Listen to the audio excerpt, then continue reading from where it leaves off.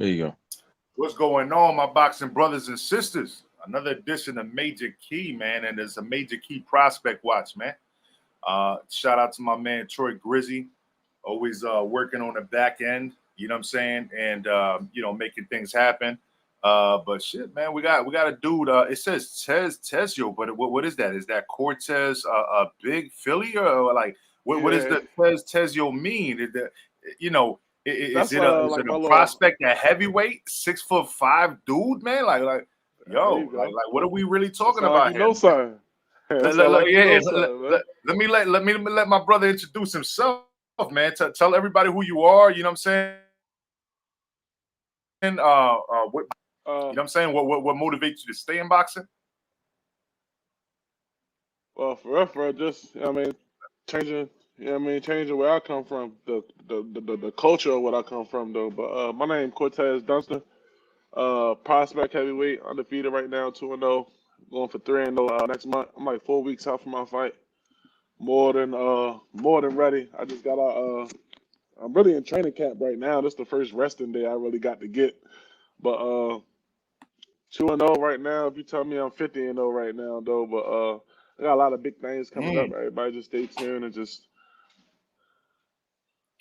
I like that confidence. I like that confidence. He said you should be 50-0 right now. Okay, listen, let yeah, everybody know we just though. sometimes we come from where we come from. We gotta speak it into existence.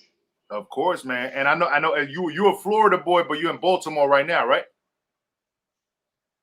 Yeah, no. I'm from Baltimore, but I'm in Florida right now. Oh, okay. I think they got that flipped around on BoxRec. Yeah, But box wreck, yeah, right? yeah. Yeah, they got that But completely yeah, wrong. if you in Florida, what part of Florida you in? Because I'm in Florida right now, but I've been all around. I've been all around the state, man. I'm in Tampa right now. As of right now, I'm in Tampa. Oh, okay. Tampa's beautiful, man. Tampa's beautiful. But There's a lot of I do my good training. sparring. I do my what? It's a lot of heat out here. You gotta take advantage of the heat out here because like you work Mhm. in the heat, you go in that ring. They Yeah, be having us fighting the AC, so that's it'd be a true. different vibe out here though. But I do all like my strength and conditioning in Lakeland. So I've been doing all my strength and conditioning in Oh, Lakeland and so stuff you're a like little that. closer. You're a little closer then. So because I'm almost by the East Coast. I'm between Orlando and Daytona, right? But don't get me twisted. I worked out there by Oh yeah, you right. Yeah, you right there. yes. But you know what I'm saying? I lived in Kissimmee, I lived in Pine Hills, I lived in a lot of areas around here. But shout out to Tampa. Tampa's a beautiful place, Clearwater especially. You know what I mean? Yeah, no, I But love let me ask Clearwater. you I this, love man. Clearwater. Do you feel comfortable talking about what we were talking about off air, or like because that's some Yeah, big yeah, news too yeah. if people don't know. Yeah, go ahead. No, we can talk about that. I just got called. In to help Deontay Wilder get ready for his fight with Fury. So I'm excited about that. I can't wait to see what he got in store though. As much as I think that Tyson Fury is the better boxer, you know what I mean, I would like for the heavyweight belt to come back home where it belongs at. So we gotta do what we gotta do. We gotta help him get ready for that. That's what's up, man. That's what's up. And was there anything specifically that they called you in for? Because obviously, if they brought you in for some sparring, they must have seen either just the talent in general, or they saw something in itself, your boxing ability. You know what I mean? Because you must be, on Yeah. that level where they felt like, hey, this is a great replication of Tyson Fury. Yeah, for real, I always said that the only fighter that I ever seen like duplicate me, or I duplicated, or like I fight like or similarities is Ali and Tyson Fury. So like I always favored them and I always watched them. So but I really got lucky. I would say one of my coach Marco, he tied into like a lot of stuff for real. So they really they called for his heavyweight. His heavyweight is 8-0 right now. Or 9-0, 9-0. Brandon Moore. And man, him been sparring and stuff like that for real. And I just been going out there and I didn't tap into what they can't and wound up making Marco my trainer. So uh they said they had called for him and he was like he got another heavyweight. So they said they'd pay for me to come out there too and just to show what I got. So I guess they looked me up with stuff like that. You know what I'm saying? So I'm just excited about it for real. Get the heavyweight belt, you know what I mean, back where it belongs at. I'm excited for you, champ, man. To get a call like that with a big ass fight like this, Deontay Wilder and Tyson Fury, for you to be in the camp with Wilder, man. You know what I'm saying? Like, I'm excited for you, man.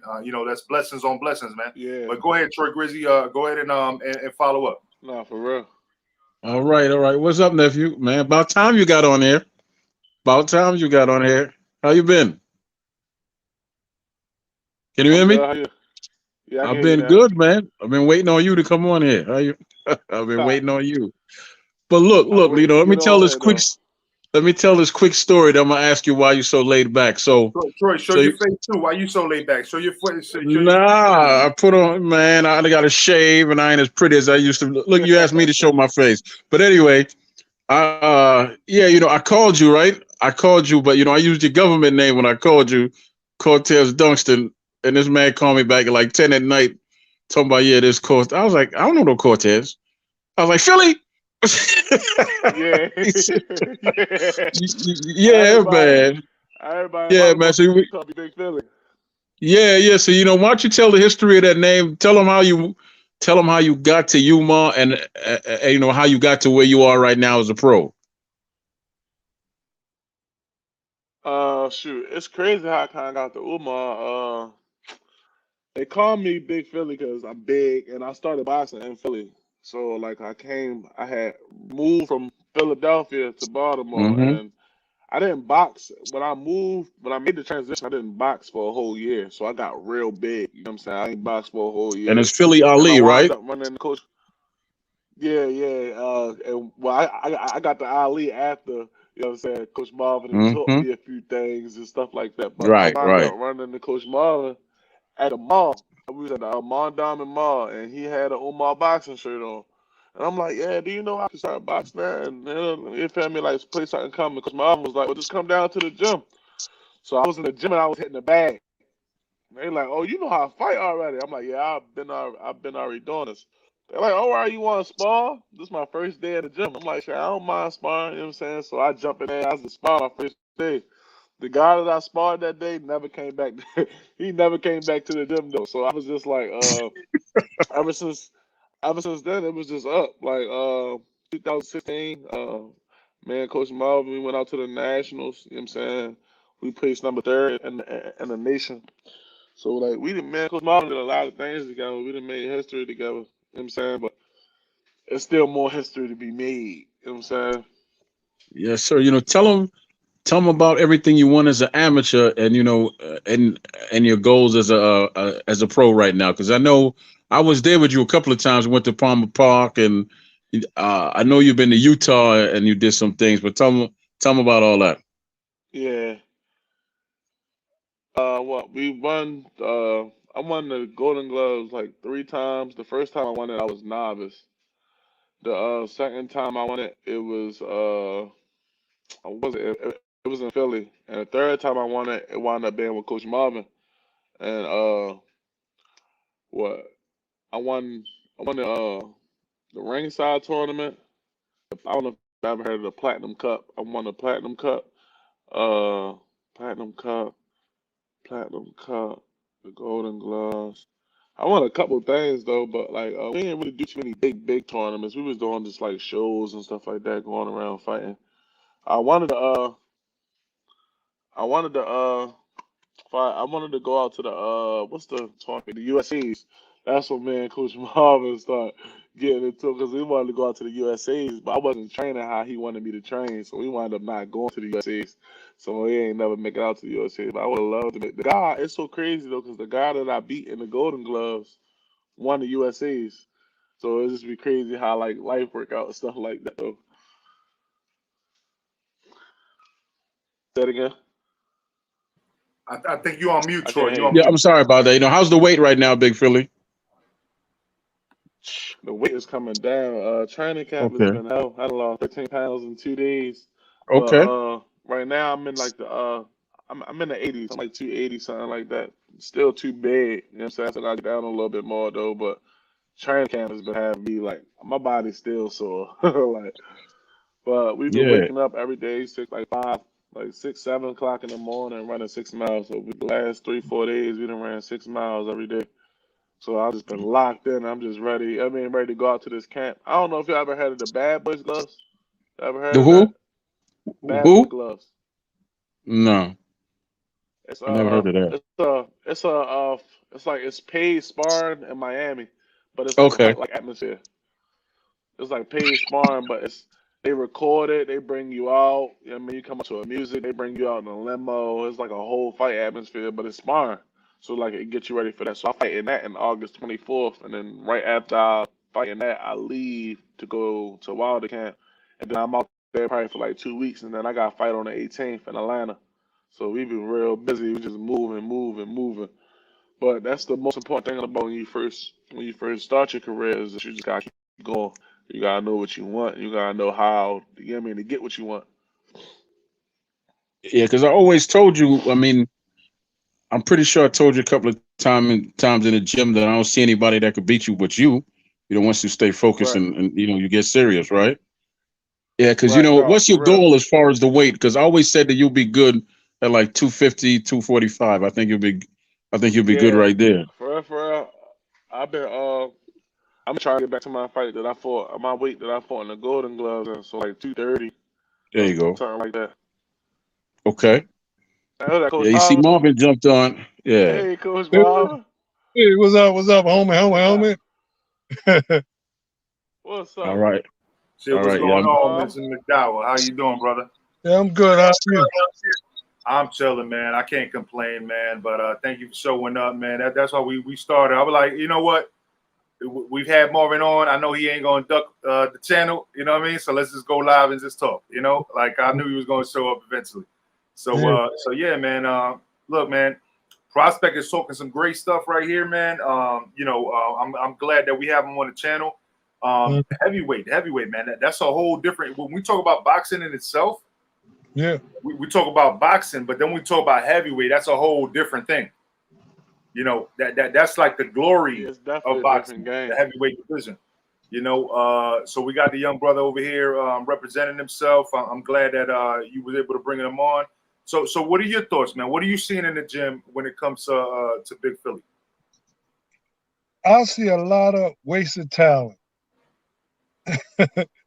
That he can do everything. You know, when I first, met him, he had came from another gym up in Philly. And I didn't try to change him, but I just try to make it better what he had, Yeah, because I guess he was, by him being young, he was sparring with a lot of smaller guys. So he took his height away from himself, you know. So I kept working with him of standing tall and using that long Yeah, whip. We call it the whip. And once he fell in love with that whip, man, wasn't no stopping him, And the only problem that he had was dedication, you know. He got the attitude of a boxer, he's mean, and he can fight. So now he just got to get his body in tune to it and stay in shape. That was the only problem, you know. But all right. I'm about to say I ain't never been in shape. yeah, for real. Look. Check this out. Now for years, right?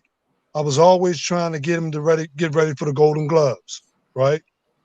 I said, come on, man. He'll get here. He'd be fighting on the street, doing all stupid stuff, hurt his hand, then hurt his leg. Then one time I said, look, come on, man, let's do this thing. So he kind of dedicated himself and was a little disciplined. And he won the state Golden Gloves, regional Golden Gloves, and he went to the Nationals. And that was the first national championship he ever went to. And he made it all the way to the semifinals. He fought his way in shape. That's what's He, up. he fought his way in shape. You know, he was doing some things while he was there, running and stuff. And each fight he got better and better. And each fight that he had, it was kind of close. So every time, decision come, I used to turn my head. Then when they holler his name, and I said, yeah. But the last fight that he fought, he was in the semifinals. And I'm saying, man, that's the one fight that I knew that he won. So, you know, like he messed that up because in the other ring, the other boxer had won in the semifinals. And before they gave his score or before they announced the decision, he told the guy, look, man, I see you tomorrow. Right. And I guess those guys said, man, who the hell do you think he is? You know? And he lost 5-0. And I said, man, that was crazy. And he got mad and crazy, started turning over stuff. Then they was scared of him, ready to lock him up, told me he couldn't come back. You know, it was crazy, man. But that was, you know, he should have won that damn championship. You know, his first time out on a national level like that. And he was wiping everybody out, man. Not being in shape. Now imagine if he was in shape. Yeah, man. Yeah, you know, and I'm glad you mentioned that because he's a big guy, man. Look, I'm 6'4.5", right? Yeah. And I weigh 270 myself, right? And I'm 41 though. I don't feel like I'm in the best shape of my life, so I feel that. I feel where and I'm not saying that you're not in shape because I'm pretty sure you know, you got your shit solid. You know what I'm saying? I'm just a 41-year-old guy with 9 kids, you know, to just walk around, you know what I'm saying? Like, you know, it is what it is. So I could hear when you got a coach in your corner, though, trying to look out for your best interest, I hear where he's coming from. So I just had to say that. But Troy, go ahead, man. Follow up. Yeah, you know, I was gonna actually, man, you know, you know, Marvin spoke his piece. So, you know, you do yours now, you know, give an assessment of, you know, where you think you are now and, you know, and your goals on where you're headed. You hear me? Man, first time I know I used to put I used to put Coach Marvin through hell, boy. Coach Marvin used to have to give me lawyers and shit to go to court. Like I used to be doing the most dumb stuff though, but I ain't gonna lie, but now it's like I'm out here now. It's like you really regret not having a trainer. I regret taking Coach Marvin for granted because there's a lot of trainers out here that really just don't even give a fuck about you. It's just like because you know how to fight. But I wish I took it more serious back there. You know what I'm saying? For me, had to move all the way out here. Now it's hard for me to find a trainer, you know what I'm saying? Stuff like that. So I wish that I would have just took it more serious and maybe just did this in Baltimore. But I'm glad I got out of Baltimore though. But man, Coach Marvin feels accomplished a lot of stuff. You had to get out. You had to get out of Baltimore, man. Too many demons. If I ain't get out of Baltimore, if I ain't leave Baltimore, I was gonna be dead. It's like inevitable. Like I wasn't gonna survive there. Not because you know what I'm saying it's a brutal city though, but it's a lot of snakes. You know what I'm saying? I had a lot of friends that I box, you know what I'm saying? So a lot of my friends will be into stuff that they don't even tell me about, and then they come hang around me, and now you got motherfuckers shooting at them, you know what I'm saying, that I ain't even got nothing to do with it. So I'm in the middle of a shootout. You know what I'm saying? So it was just time for me to go, which I'm happy I made a step though, but it's like where I'm at right now though, but like where I'm at right now and where I was at is like a totally different, like my mindset totally different. Like I didn't think the boxing shit was possible. Now I'm doing all this shit. Everybody, I ain't even tell Coach Malone don't even know yet, but it's like all this stuff that's going on, and for them to call me out to Deontay Wilder camp, it's like I'm excited about that. What do you think about that, Marvin? Yeah, well, you know, like for real, he's very talented, very fast. And I'm saying he's a sleeper. But all he got to do is do his part to get in shape, you know, and run and dedicate himself. And I see him being a contender, and I see him out there. I can see him, you know, maybe fighting for some kind of championship.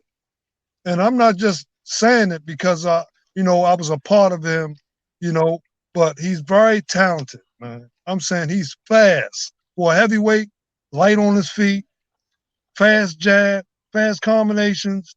You know, like man, we work real good together.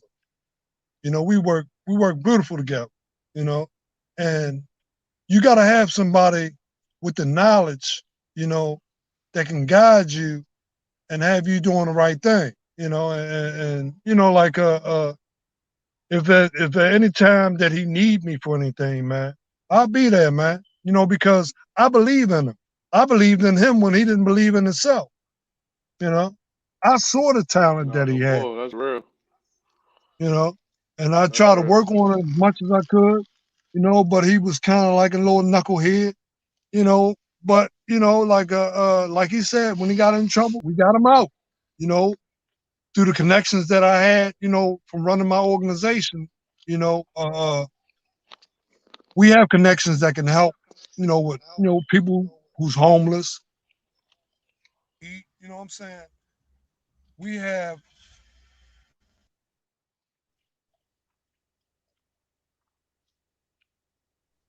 You all right, Marvin?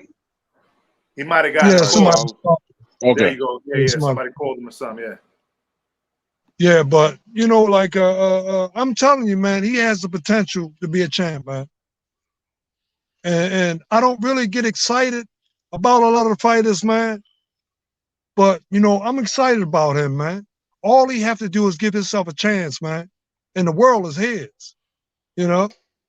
And I'm saying the stuff that I put in him, you know, it makes sense. It makes sense. You know, like he'll tell you, you know, like I just try to bring the best out of him, make him Yeah. see how simple this stuff is. It's all about technique. Once you develop the I used technique to and be. master the technique, you know, you can do anything you want to do, man. All right, Big Philly. You see that? You got I all used that to love because and, yeah, because and all that confidence around you. So you know the next, yeah, no, it yeah. was just because So I used to it's be like all a up to you, brawler. huh? I used to like getting in there and just getting in the mix. I I remember used to all like that. getting in there. Like I I used to remember like all that, banging. man. Coach Mom like, no, that's not you. Coach Mom like, no, that's not you. Stand tall. So he bought Hmm. he he bought the boxing aspect. Like you know what I'm saying? Like he taught me how to box. You know what I'm saying? Like move around, stay in the middle of the ring, step around. You know what I'm saying? Like Control our the chemistry action. is like Yeah. undeniable though. Like we get in the ring, like we get in the ring with each other. It's like like we never left. Like when I just went to Baltimore and I got some pad work. Like that, people comment, I got 400 likes on the for 400 likes on our pad work. Like, the first day, everybody like, dang, you look sharp. But ain't nobody never seen me really Hmm. look sharp because I never been with this is my trainer. You know what I'm saying? Like this is like Coach Marvin, like Coach Marvin, like I got my first trainer that taught me even how to put my punches and stuff like that. I mean, but like as far as like the aspect of really teaching the life aspect of boxing, like okay, boxing not just a sport, it's a way of life. You know what I'm saying? Like Coach Mom used to preach that shit to us though, like and you know, us we kids and shit like that, so we ain't really listening. We 18, 19, we running the streets and shit like that. But it's like nigga 27 now, like the shit that he was preaching to us is like we could have been somewhere if we would have listened. You know what I'm saying? Like, and that's why all of us though. Like, that's a lot of like it was a lot of talent in our gym. You know what I'm saying? Like, a lot of talent. Like, to So Kelly. how long ago did you move from B More to Tampa? I've been out here for like 2.5 years, probably like 2 years, 2.5, Okay, all right, almost I 3. see. Okay, so up to Yeah, that so extent, you were in that gym. That's all you knew, right? Until that point, yeah, basically. Got you. yeah, like for real, to keep it all the way honest, like. I wasn't even trying to get back into boxing. Like I just had my daughter. I was trying to lose weight and stuff like that. You know what I'm saying? So I'm trying to get myself back in shape. And then they see me like, oh damn, this big motherfucker know how to fight. So they called me down one day, was like, Tarvin wanna see you spar. Tarvin wanna see you spar. So they called me down and Antonio Tarvin was at the gym and they had me boxing some big Spanish motherfucker. He be fighting on TV. But in the second round I stopped him with a body shot. You know what I'm saying? So everybody was jumping up and down like Tarvin, my manager at the time, my manager now, that I ain't know at the time. They jumping me down like finish him, finish him, finish him. I'm like, what the fuck? I'm over here It's looking not back like, Gerald who the Washington, is fuck is it? these people? Philly? Like, Was it Gerald Washington you sparred, no, or it's No. Gary He Lewis. said no? it was a Spanish dude. He said he's a Spanish Oh dude. no, oh no. No, he don't even speak English. He don't even speak English. He like Yeah. Dominican or Yeah. something like that. Look, I told Monte Tom, I said, Monte. man, look, I told Tom, I said, man, you got a gift, man. I said, cause this man, he ready.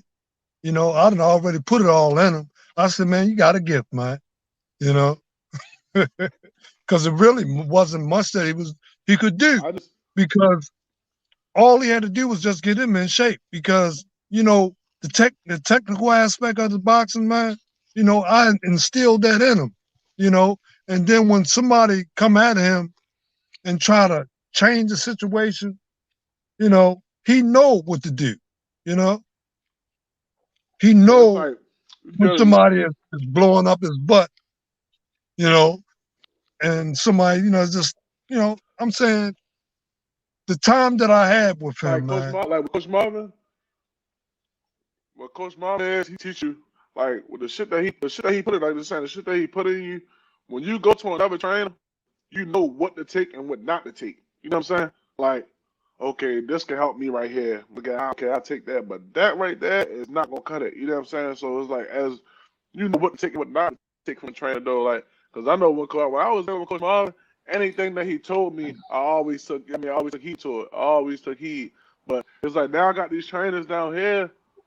They don't got the same mindset as Coach Marvin that they be having, bro. So I don't be clicking with them. That's why I ain't have a trainer for so long now. You know what I'm saying? I just actually got a trainer, and my trainer and the trainer I got now see me on pass with Coach Marvin. He was like, "This motherfucker knows something." Like, you know what I'm saying? So like, he said, I'm like, yeah, he in the Maryland Boxing Hall of Fame. Like, he not just there for no reason. You know what I'm saying? Like, nigga know something. Like, a lot of the fighters that motherfuckers that be seeing now, Coach Marvin started with them motherfuckers. So don't let that shit fool y'all. I don't know if I know Glenn Duzerne. You know what I'm saying?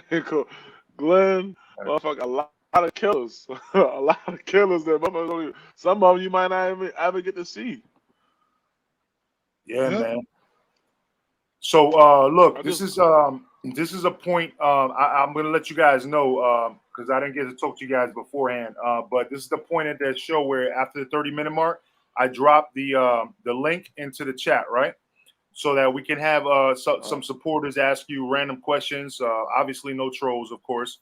You know, we've already gotten rid of most of them, and I can see them in the background and authenticate them. So we only bring real boxing fans up here to actually ask you questions.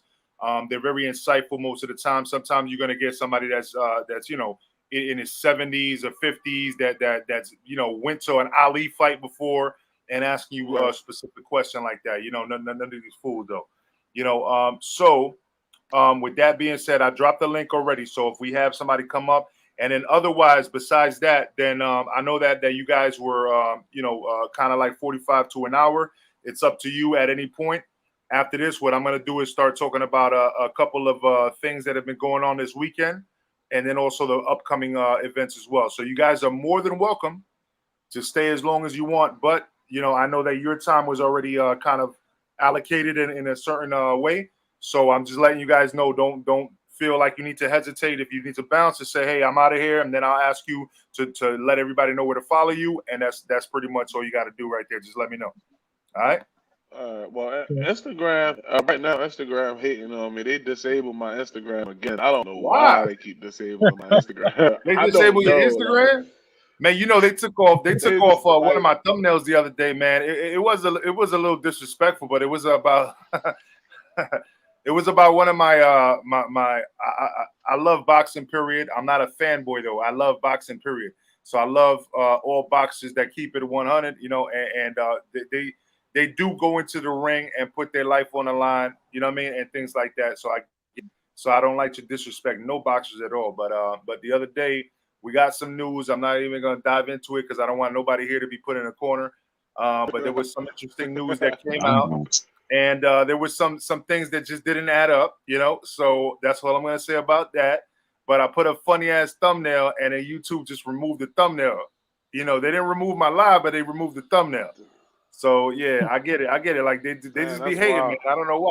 You know, let us be. If we're trying to be creative. That's all. Like that's all. You know. All right. Well, let me jump up in here and ask the question to both of them. I don't even know what I did. A lot of us don't know what we did. You know, it's funny like that. All right, Big Philly and Marvin, you know, what do you think about the Spence situation right now? You know, the whole situation with his eye. I think he Huh? knew about that ahead of time. He wasn't planning on fighting him from jump. And I think Pacquiao would have won the fight, man. Seriously. For real? I didn't even say it. I didn't even say it. A coach Mhm. told you. See, bro, Troy, I wasn't even gonna say it, and you brought it out. Like I didn't even say it. Mhm. He said it. Yeah. Philly, what are your thoughts? What are your thoughts? But you gotta use certain words because of where you're headed. I thought that was gonna be Pacquiao last fight. No, That's all I'm no, saying. Pacquiao He was Pacquiao gonna lose. go out with a bang. ain't like that, man. See, look, let me tell you I ain't gonna something. lie. They I saw like something. They saw something in Pacquiao. You know, he had to back off of that, man. Pacquiao is right. Pacquiao is a beast, man. Pacquiao Pacquiao is a is beast. ready. I ain't gonna lie. He got I don't one think he more was good gonna fight stop in him. him. That would have been that one more good fight. Yeah, true. So you think he was gonna get Spencer's first loss? Though I don't know, Yeah, man. He yeah, gave Thurman his first I'm just, loss. yeah. I'm just going. Yeah, true. See, but Pacquiao too Spence busy. is a All different right, animal. since we talking about it, right? Now I got to talk. I wasn't gonna say it. But since Troy brought it out, yeah. Look, here's what I've been saying for the last couple of days. Here's my thing. I'm not a fool. I grew up in the era of 3-card money. You know what I'm saying? Like, I know that everybody's hustling. You know what I'm saying? I get it, right? My whole issue is, and this is why B-Hop came out today saying, that there was something suspicious. It's not that I don't agree that he had a torn retina. I'm not saying that, but what I'm saying is that he must have known about it beforehand, because there's no way that happened the same day that this other guy had his eye or his cheekbone injured, to the point where in sparring with headgear, do you even let that go that far where your eye is cut like that and bruised like that? That doesn't make any sense, right? But it's funny because to preface the whole thing, the WBA didn't reinstate Manny Pacquiao for the belt, which everybody thought was crazy because it's a sanctioning body, and of course they want that cut, but instead they gave it to Ugas, right? But then all of a sudden this happens on the same date, and then they're both on the same card, and then they're both gonna fight each other on the same. You see what I'm saying though? Like, it doesn't make any sense. Man. Are you shitting me? Are you calling me an idiot to my face? Like I don't understand it. Yeah, they did the okey doke, man. Pacquiao gonna stop They his ass. look. The bait and switch, right? Right. Yeah, that's what I've been saying. Spence people, Earl Spence people, they scope something, man. You know, and I don't really think that Spence is still healed from that accident, man. You know, Exactly. Because Marvin. Now you've been a pro. You're a coach, and you know a whole lot more than I do. Tell us about a tear. Tell us how that works, man. When you get a tear retina, it doesn't happen overnight, does it? no, it don't. And ain't no Okay. telling when it happens. But once they discovered it, then they use that for an excuse, not to do it. Because I got a hole in my retina. Mm-hmm. It never tore, but I got a hole in my retina. Even right now, I never really done nothing about it, but it hasn't affected my vision in any way. But they knew about that, man, and that was an excuse to back off, because I don't think that he was really ready. Okay. I really don't. I don't really think that he was really ready. And Pacquiao is a beast. And one more thing. Is a beast, man. One more thing, Marvin. One more thing that I felt was suspicious is, from what I heard, and I can't 100% say this because I heard it from a channel, but I heard that Ugas was sparring southpaws, right? Right. For weeks now, right? And Manny Pacquiao is a southpaw, but his supposed contender that pulled out on Tuesday was orthodox. So why would you be sparring with a southpaw for weeks if you're supposed to fight an orthodox fighter? They knew ahead of time, man, That's that exactly the fight wasn't going to happen. They knew it ahead of time, man. Yeah, the retina issue must have been an issue before, and they knew it, and they didn't say anything because they wanted to get to this point to prepare Ugas so they could keep it in house as far as the belt is concerned. That's right. Right. That's I right. Now, don't know. I Philly. think that would have been Earl Spence's biggest payday though. Earl Spence, that would have been his Yeah, biggest payday. He done got paid for that loss. You know, over there, and the BBC, they do give stipends and stuff like that. They will pay you and cover you, you know what I mean, and promise you something greater in the future, you know what I mean? So, you know, as long as Errol Spence is guaranteed his money in the future, you know what I mean? What's he gonna say? You know, it's like just hold off on the fight. Let's be honest, if he had a torn retina for real, like which I believe, right, then he couldn't fight anyway.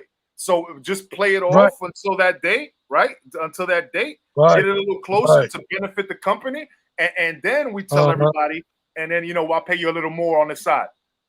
That's what happened, man. That's exactly what happened. I mean, me personally, I don't think fighters be worried about keeping it. Me personally, I don't care about being undefeated and going. I mean, it'll be good, but I just want to be one of the fighters that's known as like, man, he got there, he fought anybody. You know what I'm saying? Like, hey, like it's cool for your legacy, but like you only want to build yourself up for so long fighting bums. You know what I'm saying? I know there's a lot of fighters in Florida. Keeping 100, there's a lot of fighters in Florida that's fighting guys that ain't have no wins. They fighting 0-6s, 0-8. You know what I'm saying? Which I done took a pro debut. You know what I'm saying? And God was definitely better than I thought he was. You know what I'm saying? I took a 13 fight veteran in my first fight. You know what I'm saying? So like people just got and like it's like we fighting for money now. We ain't fighting for free no more. You know what I'm saying? We did the fight for free for years. So it's like me, it's all about the bag right now, the bag and the legacy. You know what I'm saying? Because once the bag gonna come with it, but the legacy that's what's going, you feel me, keep you going and make sure your kids be able to eat. You know what I'm saying? So when you got, when I say legacy, I mean somebody just say your name, like, oh, that's Cortez's daughter. Oh yeah, she good. Like, you know what I'm saying? Like, yeah, like stuff like that. Oh, like that's what I say when I say legacy. So with me, like I already told my manager, like we can go with 2 more tomato cans, but after that, I want 2 undefeated fighters. You know what I'm saying? I want an 8-0 or something like that. You know what I'm saying, to get me moving up in the ranks. I'm can't glad do this shit forever.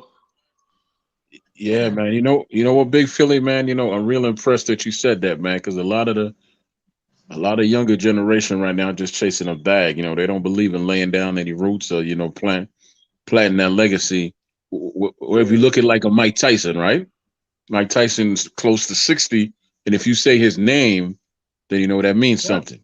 Yeah. Right. That's legacy. So like that's legacy. You ever heard of this heavyweight called Christopher Lovejoy? Christopher who? Christopher Lovejoy. Yeah, I heard of Christopher Lovejoy. He was signed to Don King. He filed bankruptcy. He was 19-0. He filed bankruptcy, got out of his contract with Don King, and got a fight over there in the UK. UK, they love American fighters. You know what I'm saying? So whole time I had went to a trip to Vegas, and we had met with this guy from PBC. I forget his name, but he was with Terrence Crawford and stuff like that. He was like, it's heavyweight out here. They buying all his fights. So like he bought 19 fights in Mexico and got 19-0 and 19 knockouts, right? He finessed the whole game though. This fight finessed the game. Everybody, none of his fights on YouTube. You can't see none of his fights at all. You know what I'm saying? He went to the UK and fought one of their top fighters and got 200 bands for the fight. And guess what? He got his ass knocked out. Yeah, well, that's the smoke and mirrors that's in the business, as you know. So they made their money back. That's what I'm saying. But he know the game. But like he got out of his contract with Don King. He got paid $200,000 for. He got paid $200,000 for the fight. He got out of his contract with Don King, so he don't got paid no promoter. You know what I'm saying? He don't got paid no manager or nothing like that. Like it's stuff like that. Like that be messing. It messes up the game though, but it make you think too. Like, dang, motherfuckers out here fighting turkey burgers. You know what I'm saying? They fighting turkey burgers, and it's time to fight a real guy.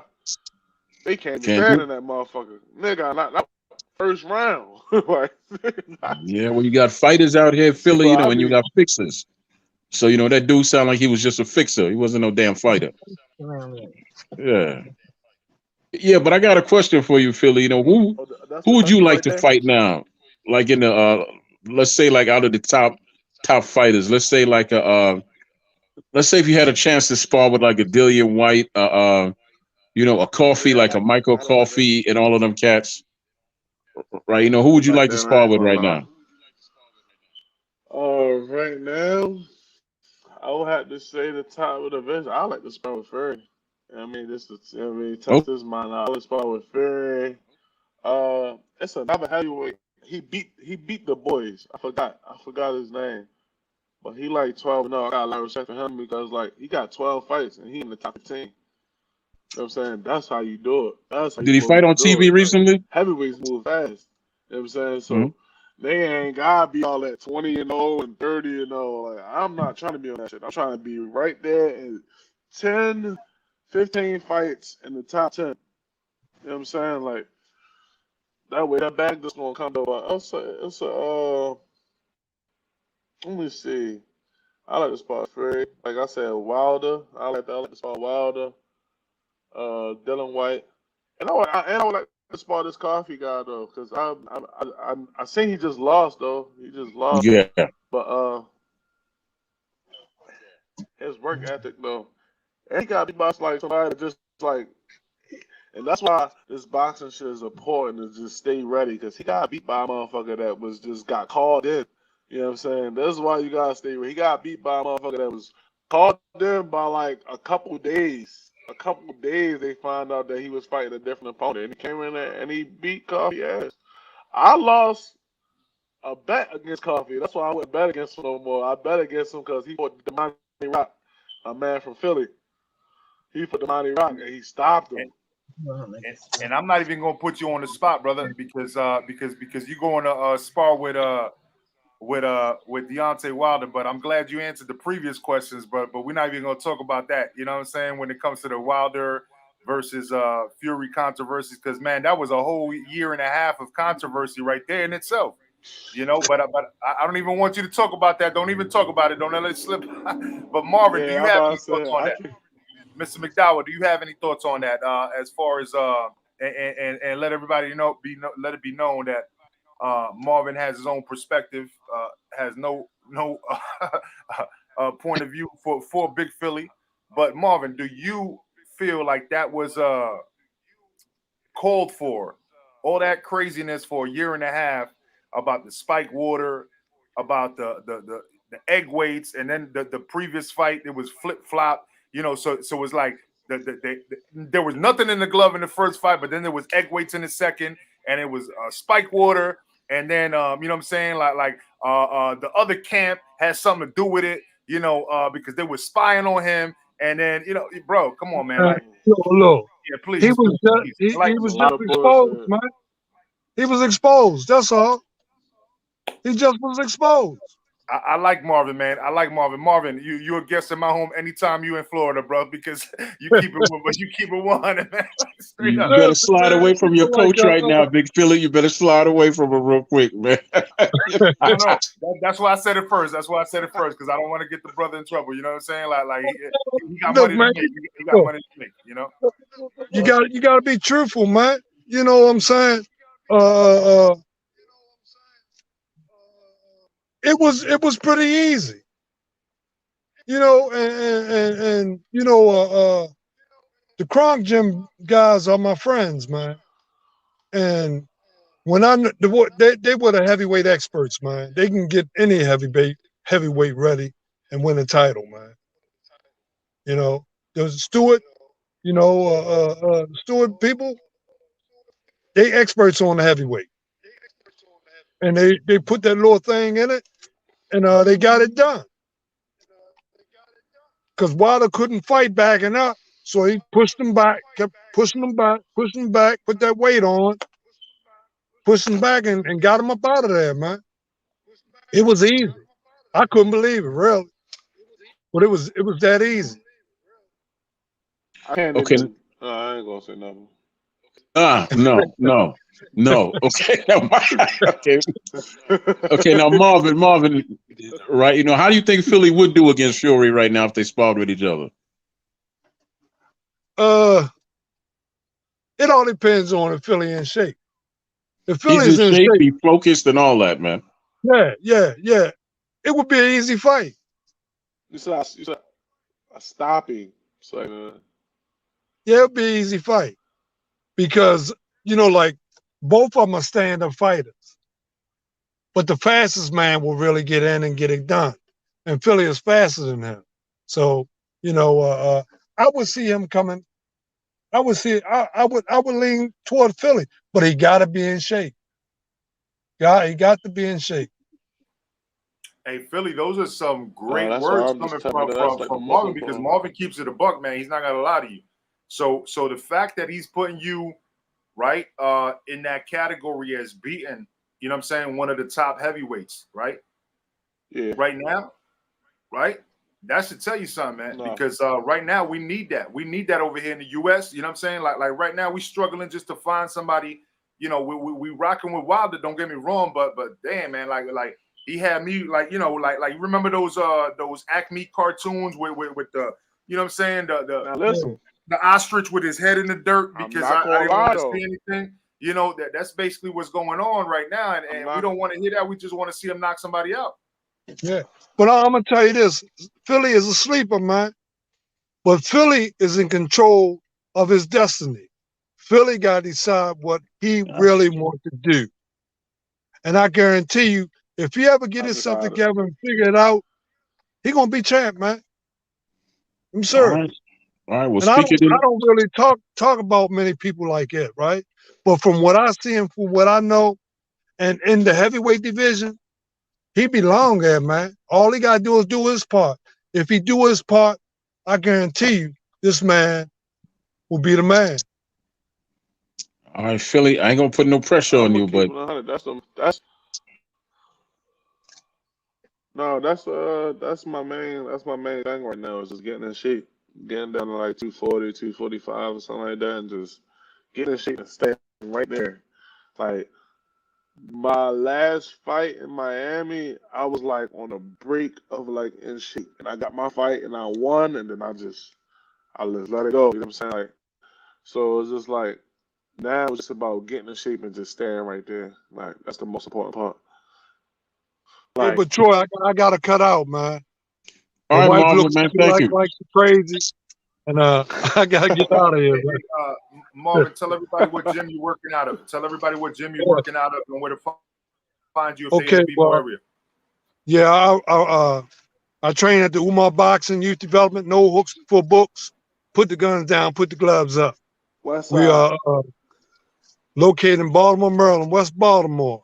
My Facebook page is Umar Marvin McDowell. Instagram is Umar Marvin. My website is nohooksbeforebooks.org. My email is marvinmcdowell87@gmail.com. And I want to tell you, man, I do actually want to have you on the panel where I can ask you questions, because on Wednesdays when Troy's doing his charity thing, normally that's his baby, and I let him rock with that. But I did want to hear more about what you were doing and about the legislation, and kind of like pick each other's brains when it comes to that. So for future reference, I do want to actually chop it up with you when it comes to that, because I feel like there's a lot more that we need to explore. At the end of the day, man, this is the future. So we need to talk about things like that. You know what I mean? Yeah, and see too is that I'm into telling the truth, man. You gotta tell the truth, man.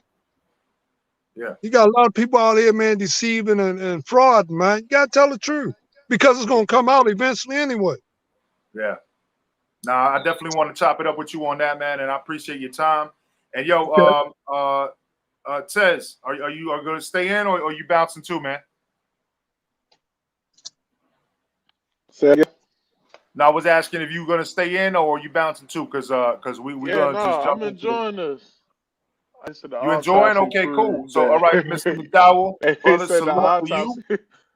Okay, I'll talk to y'all again. Thanks for y'all having me on, man. Yes, sir. And I appreciate it, man. So Tez, we're gonna try to invite some people in here now. And we could just have some open dialogue now. everybody, floor is yours. You already know how it is. Major Key, the pre-smoke, because Black and Brown's going on later. And obviously we got to get a little bit of conversation going on with the fights that are coming up, along with the conspiracies and everything else that's going on this week. And so let's talk about it. Don't be afraid to click the link. You know what I mean? Don't be starstruck because you got Tezzy over here, No. they starstruck already, you know what I'm saying? Yeah, no, hey, people say they got fans. I just call everybody supporters, man. You know what I'm saying? It's just all about support. That's all. What's up. Yeah. We don't got fans. That's what we're gonna do, man. I got a message for you. But don't be telling us to hit up your publicist once you get famous. Once you get famous, don't be saying, "Oh, you got to hit up my publicist." You know what I'm saying? Like, nah. You tell them we're going to Major Key Boxing. Oh shit, we got Myron in the building. We got Myron. Yeah, that's. I got a message for you, real quick, Big Philly. Stefan said to tell you what's up, man. He's at work though, man. He can't come on. Oh shit, we got my brother Myron, Boxing Logic United in the building, man. What's going on, brother? Myron. What's up, fellas? How y'all doing? We chilling, man. Great fucking Friday evening. How you doing, brother? I'm well, man. Everybody got the Boxing Logic United, man. One of the truths out there when it comes to content creators. That's facts, man. This dude don't. I ain't been making no. Well, thank you. I ain't make much content lately. I know you haven't, but yo, they're gonna have to. It's like when it took 2 years, right, for Game of Thrones to come back, right? All you had to do was go watch the content and go binge on that before the new season came out. You know what I mean? And that's all you got to do with Boxing Logic United. Go look at the plethora, the resume right there. You know what I'm saying? And come back and then catch his new ones. You know what I mean? So, my brother, I salute you for being here, man. That. Of course. What's up, Troy? What's up, Tez? Yes, how y'all doing, pal? What's good, man? How you feeling? I'm feeling well. Am I echoing or am I clear? No, you good. Okay. So what's popping?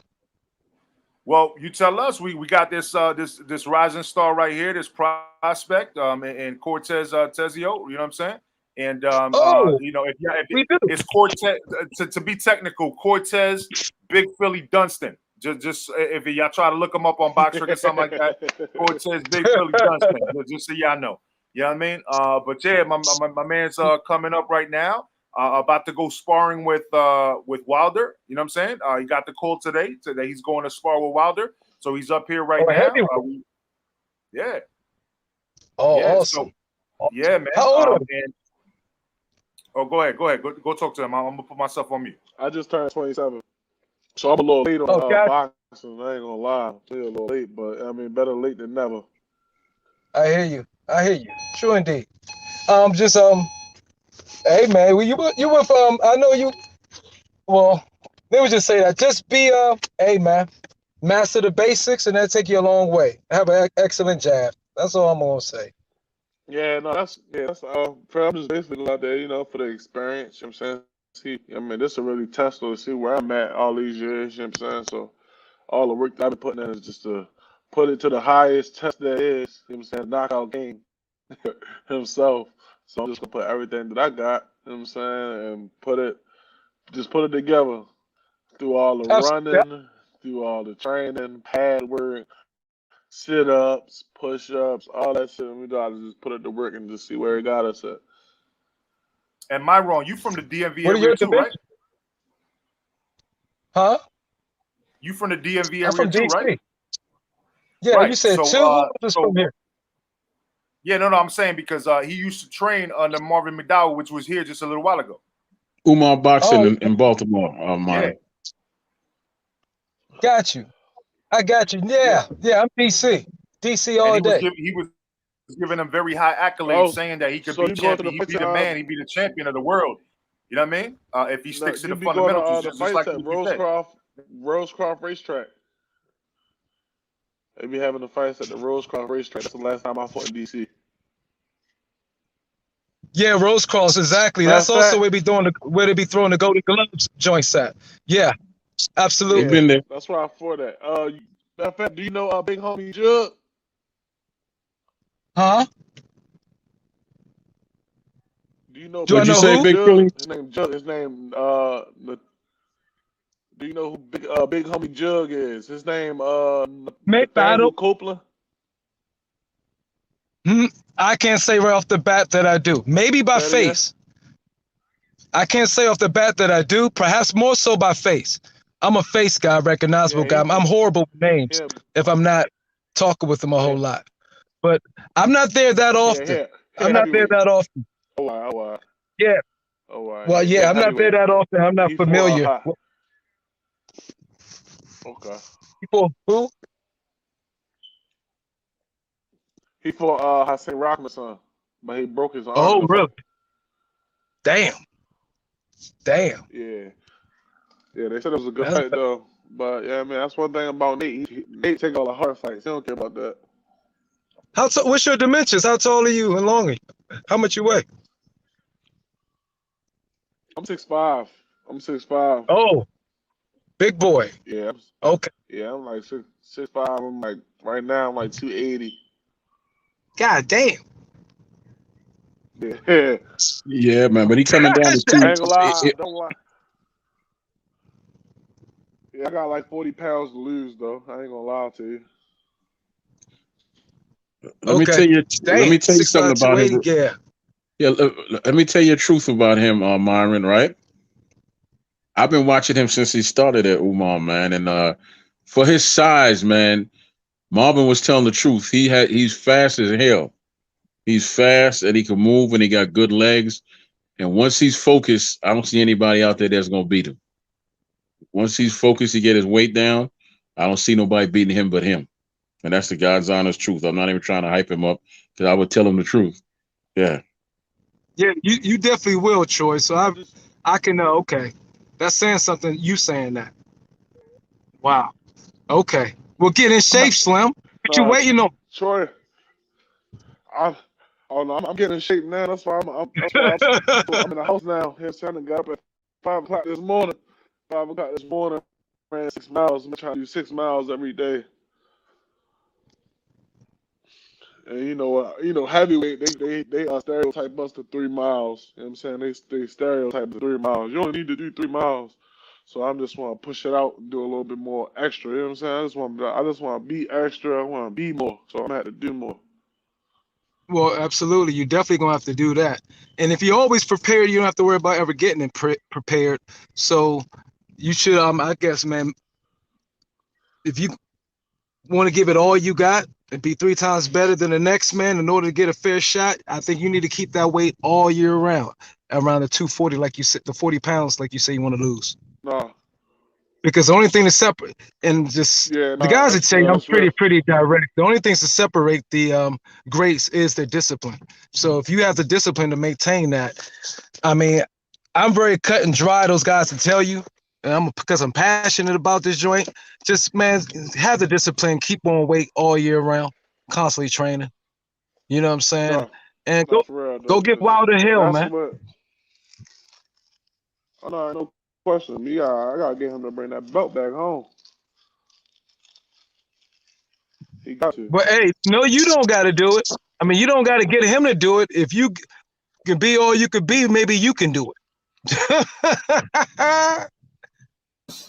No, for real. That's real. I like that. I like that. But that's where your thinking got to be. Why you don't need him? You in a solo sport, Slim. Besides you and your besides the team helping you. Fuck that. You bring him home. For real.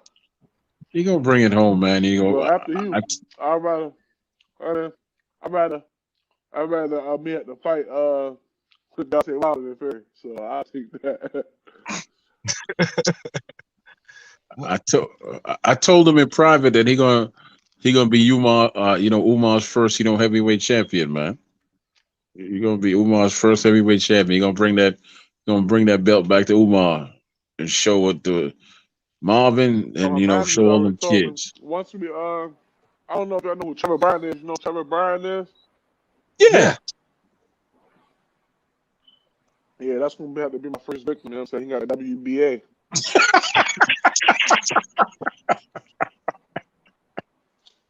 Go ahead, tell us. That's gonna have to be You my sound like first you got victim. I'm something to gonna, say, so you sound like you got something to say, Philly. So go ahead and go ahead, go ahead and speak your piece about Trevor Bryant. Go ahead. I don't really nothing against him though. He just got something that I want. That's all. Ain't nothing against There you him go. though. I mean, probably Yeah. a great guy. You know what I'm saying? You want to get But his not in ass whooped though. not in That's the all. ring. Right. Nah. Not in the ring. Let me ask you a serious question. Let me ask you a controversial question, bro. And you know, the greats could be considered like borderline psychopaths in a way. Because a lot of them were willing to die in that ring. Yeah, you're right. You know, but they were No willing to like bullshit. die in that ring. And I don't mean to say that way because with people dying, but the greats, the ones who really, really hit that level, they was willing to like push themselves to the limit where they didn't even know they had and go beyond. Are you willing to do that? Yeah, that's what it's My all man. about. See, my Okay. thing is, I look at it like this. I'm from Baltimore, right? I'm from Baltimore, so we can be walking down the street and get shot in the head and do nothing for nothing. You know what I'm saying? Probably over something dumb. Dying in the ring, that's honorable. You know what I'm saying? You gonna that's dying in honor. You know what I'm saying? You dying for something. So I'd rather die for something than rather die for nothing. So if I got risk it all Hallelujah. that, that's what it's gonna be. I hear you, but let me say this. It was different debts, Philly. When you win that ring and you give your all and you got nothing left at all. That's an Right. honorable death. That's an honorable death because you could turn around tomorrow and still have life and come back again, right? When you win that ring and you know that you just fighting someone that you just flat out can't beat, but you keep going and you take them lumps Yeah, and that's you what. realize you have to, get a little better. That's another death you have to face because you have uphill battle to improve yourself. Yeah, This whole dying in the ring thing, but we. That's a good analogy, and that's the best good way to put it, Troy. That's probably what I meant. Well, Yeah, no, we don't never. Well, me personally, if anybody gonna be dying in the ring, you know what I'm saying, it ain't gonna be me. when I was saying, I But wasn't saying we it wish that literally. health. It wasn't literally. It was a more No, I'm just figurative. saying though, like me, no, I see what you're saying though, but like me, I wish for safety for every fighter, like any fighter that step in the ring, I got respect for him because it's the most nerve wracking and it's not easy to get in that ring. So if anybody get in the ring, I already have respect for you. You know what I'm saying? Because you done dedicated your life to the sport, as I'm doing right now though. So Fact. I know people that it's boxing. So you have to look at it as you can die in there every time you step in there. Like we literally putting our life on the line just to get a couple dollars sometimes. You never know. This shit can go either way. Shit can go sour fast. You know what I'm saying? So you gotta look at it as I could die stepping in here. You know what I'm saying? Like you gotta take it as that. So like every time you step in that ring, it gotta be serious. No matter if it's sparring, no matter if it's a fight, no matter if you just get in there to do pad work. You know what I'm saying? You Right. gotta take that shit serious every time. And people that's why I see how the pro shit work. Like you get a couple fights, you start getting recognized. That should just make you want to train harder because now everybody got their eye on you. You know what I'm saying? So now you just work. Now you moving up in the ranks. Now you feel me? It's like I can already see how it go. Like the more you move up, the more hungry you gonna get.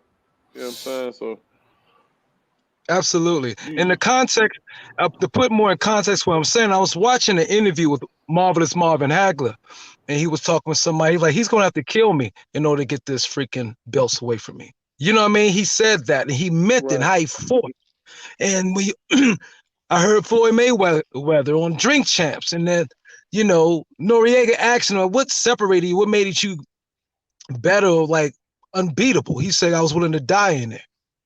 So. that's That's what I'm a talking about, the mindset that's needed. You feel me?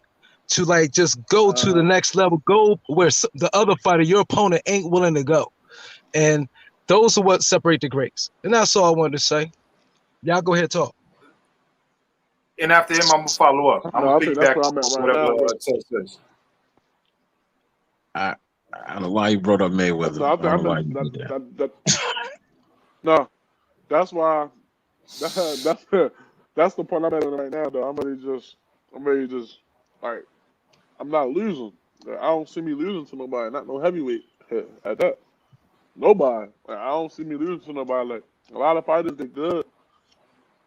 I just think that I'm that. Like, I got that it factor. Like anytime anybody ever see me box for the first time, they be amazed of just how big I am. You know what I'm saying? I'm 6'5". So for me to be moving how I move, everybody really look at me different. Like what? Like September 18th, y'all come to Atlanta, y'all see me fight, y'all be like, what the fuck? This shit crazy. I ain't never seen a big motherfucker move like this since. You always gonna say since. You know what I mean? Since Ali. Like that's all that. That's a lot of comparisons I get. Ali, they used to call me Philly Ali. So like and Fury. Like that's the only two comparisons I ever got really as a heavyweight. I tell you what, man. Oh, my bad. I want No. You go ahead, Glenn. Go ahead. Yeah, and then follow up with me, and then we're gonna introduce Bruce. But no, so a couple things. First and foremost, you know, I love the shirt because the Winter Haven is a very old school industrial area. You know what I'm saying? As a matter of fact, I think it's like exit 49 because I have to go down to Naples all the time. You know what I'm saying? On I-4, I got to go down to Naples all the time to pick up my daughter. So I have to pass that exit all the time. If not, I got to go through there through US 17. So, you know what I mean? Very industrial area. You know what I'm saying? A lot of lakes and all that. So now I see how close you are to me. But, you know, shout out to that. But at the end of the day, I wanted to ask Boxing Logic United, Myron, and also Bruce Goes when he comes in. But first, we got to let Myron respond to this because he wasn't here when we were chopping it up about this. What do you guys, because I do want to talk about the upcoming fights, but first we have to talk about this, man. What do you think about everything that's being said about the Spence versus Pacquiao cancellation and things like that, Myron? Because I haven't heard your point of view because you haven't been live. As far as the the conspiracy theories, as far as what it was a pullout because of low ticket sales because he wasn't ready. Yeah, I don't know how much. I don't know how much information you have so far. That's why I asked you to see. I'm just temperature. I'm just gonna bro. I don't want to speculate. I don't know what's going on. We have to take what's given to us. So I think it was pretty much just his he had an eye injury, and it's just weird that Maidana pulls out. I think before, and then Spence pulls out, and then boom, you got Ugas and Pacquiao. But hey, crazier things has happened in boxing, so it is what it is. We just gonna have to hope. I think this improves Pacquiao's chances quite a bit because Ugas doesn't have. Spence feet wasn't the fastest, but it was better than Ugas. His punch selection is better than Ugas. And I think this now, you know, it says it was a tighter fight. I believe Spence was favored in the first, but it's now I think Pacquiao's favored. I'm not 100% sure. I may be wrong. But the repercussions of this is going to be crazy now because I think if Spence don't fight within a while, then he's going to lose that IBF belt, okay? And somehow they're going to get Keith Thurman back in the mix. And we're going to have kind of some musical chairs again with these belts. And then we're going to have a unification thing like Don King did back in the day in that one division. And so Keith Thurman's going to get a belt because one thing, my opinion, says Keith Thurman is probably the best salesman of all the welterweights in the PBC, particularly in all of the welterweight division. To be honest, Keith Thurman's the best. So what I'm hearing is that you agree that something was fishy about it. You're just not sure. You can't pinpoint it, and of course, you're giving Spence the benefit of that. Which I can say that the sources that we spoke with, thank you, Troy Graham again, did confirm that it's a real a tear, but the question is not that whether it was real or not. It's for how long have they known it and how long have they been playing us, making us think that there was going to be a Manny Pacquiao fight, and how did it all come into fruition, you know, all connecting at the same time, right, out of the blue, as if we weren't going to realize that something was suspicious about it. The thing is, right, the tear, they assume it was the tear post accident or like post Danny Garcia fight.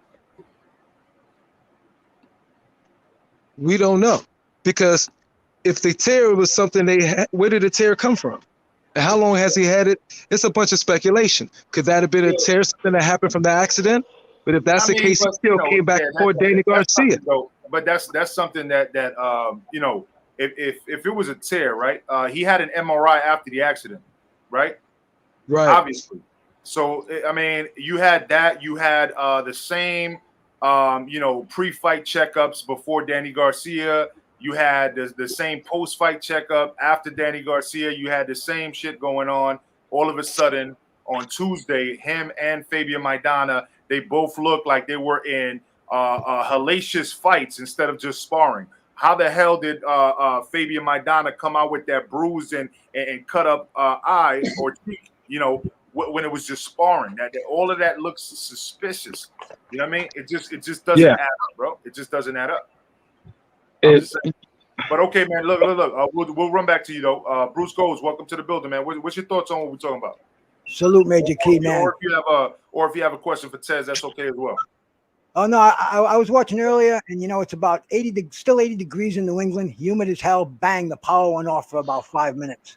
It came back on, and my computer was set to restart at 2 o'clock with you know, the new updates with everything else. But anyway, man, I'm on here now, and yeah, I was watching Big Philly, man. Very impressed with you, bro. When you was when Mr. McDowell was out here, man. And I was just wanted to ask you. Hold on, before you even ask him the question, tell him the first fight that you watched live, and tell him the first fight that you went to. So well, the first fight that I saw live was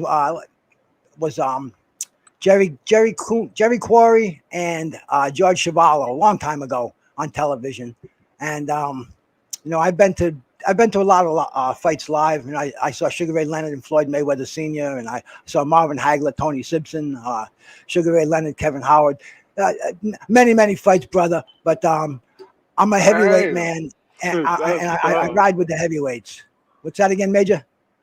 No, that was somebody else, but I'm just saying that's exactly why I like you to speak your resume so people can know that you've been around this boxing shit for a very long time. So one of the reasons that you're always going to see Bruce up here, he's got a VIP pass. Anytime, because I checked him before just to see if he was bullshitting or not, and he was right about everything he said. I pulled up a boxing encyclopedia, and this guy was correct about every single thing he said. You know what I'm saying? So that's what I'm saying. So that's why he's always welcome on my platform. You know. Hey, I appreciate that. You know, and we can go back in the past, but you know, I'm looking to the future here, brother, man. I'm looking at Big Philly, man. He looks like he's the goods, and I just want to ask him when he expects him to make his return to the ring, and if he has any possible opponents in his eye. And I noticed you mentioned Trevor Bryant, man, and that's a nice step to achieve, man. Trevor Bryant is actually the only American heavyweight champion right now, if you think about it. And you know, that's you know, maybe a forgotten strap, but that WBA regular has been worn by some of the greatest boxers of all time. So that's an admirable goal. And what are your plans for your future, brother? Well, I fight in 4 weeks, September 18th in Atlanta. But my plans is just you know what I mean, that's really my manager. Like, they just got to put him in front of me. I'm gonna do what I gotta do as far as with training and stuff like that. You know what I'm saying? But as far as my career, I'm just trying to reach to the top, do everything that I gotta do. You know what I'm saying? I'm just happy.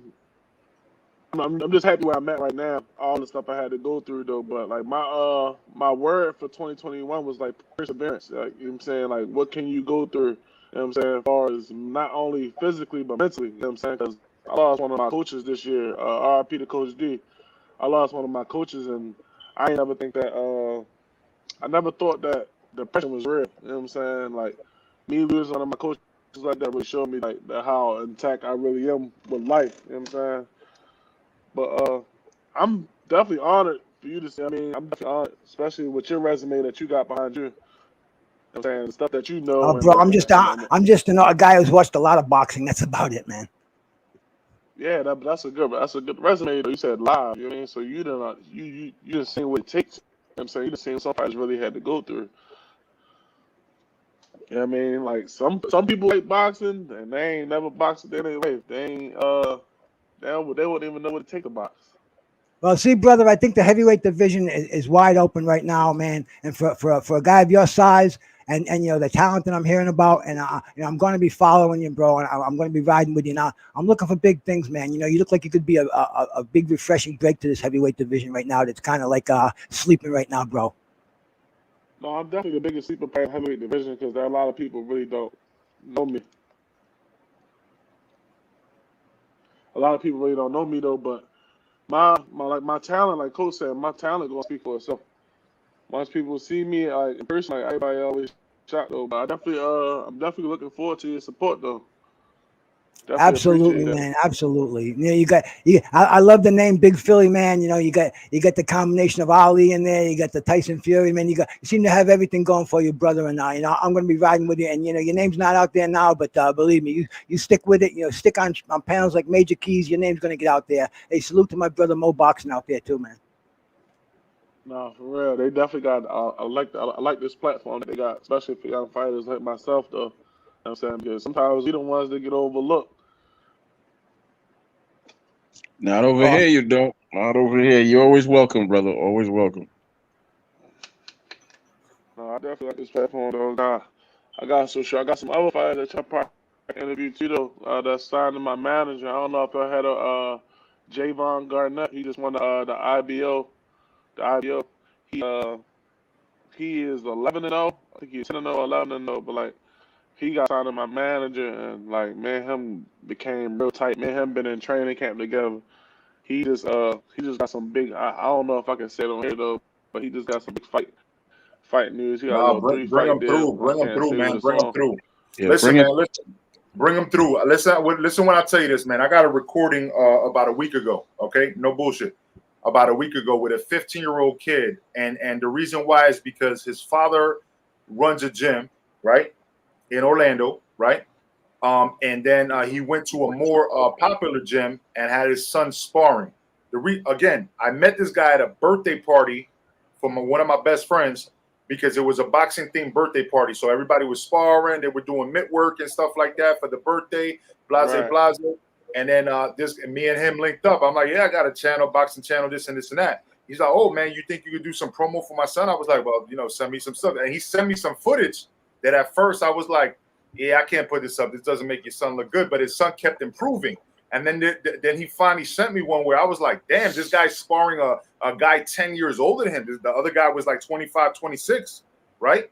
And he's putting in work. He's like jabbing, sticking on the outside, boom, boom, hitting combinations, like, uppercuts and keeping the defense up. I was like, okay, now this is what I'll put up, right? So I put it up, and listen, it doesn't matter. As long as you're passionate about your career, we're going to be passionate about it over here, straight up. You know what I mean? If you're passionate about your own career, you give us a reason to be passionate about it, we're gonna be passionate about your career. That's all I can say. See, but I like stuff like this though because like at the end of the day it's a platform. It might not be one of the biggest platforms though. But like fighters like us, once we build up and go up, you know what I'm saying, we can make the platform bigger for y'all too. You know what I'm saying? Just by tapping in, you know what I'm saying? Just because you already like how you said you got Bruce. You know what I mean? You got him messing with me already. He don't even really know me like that. You know what I'm saying?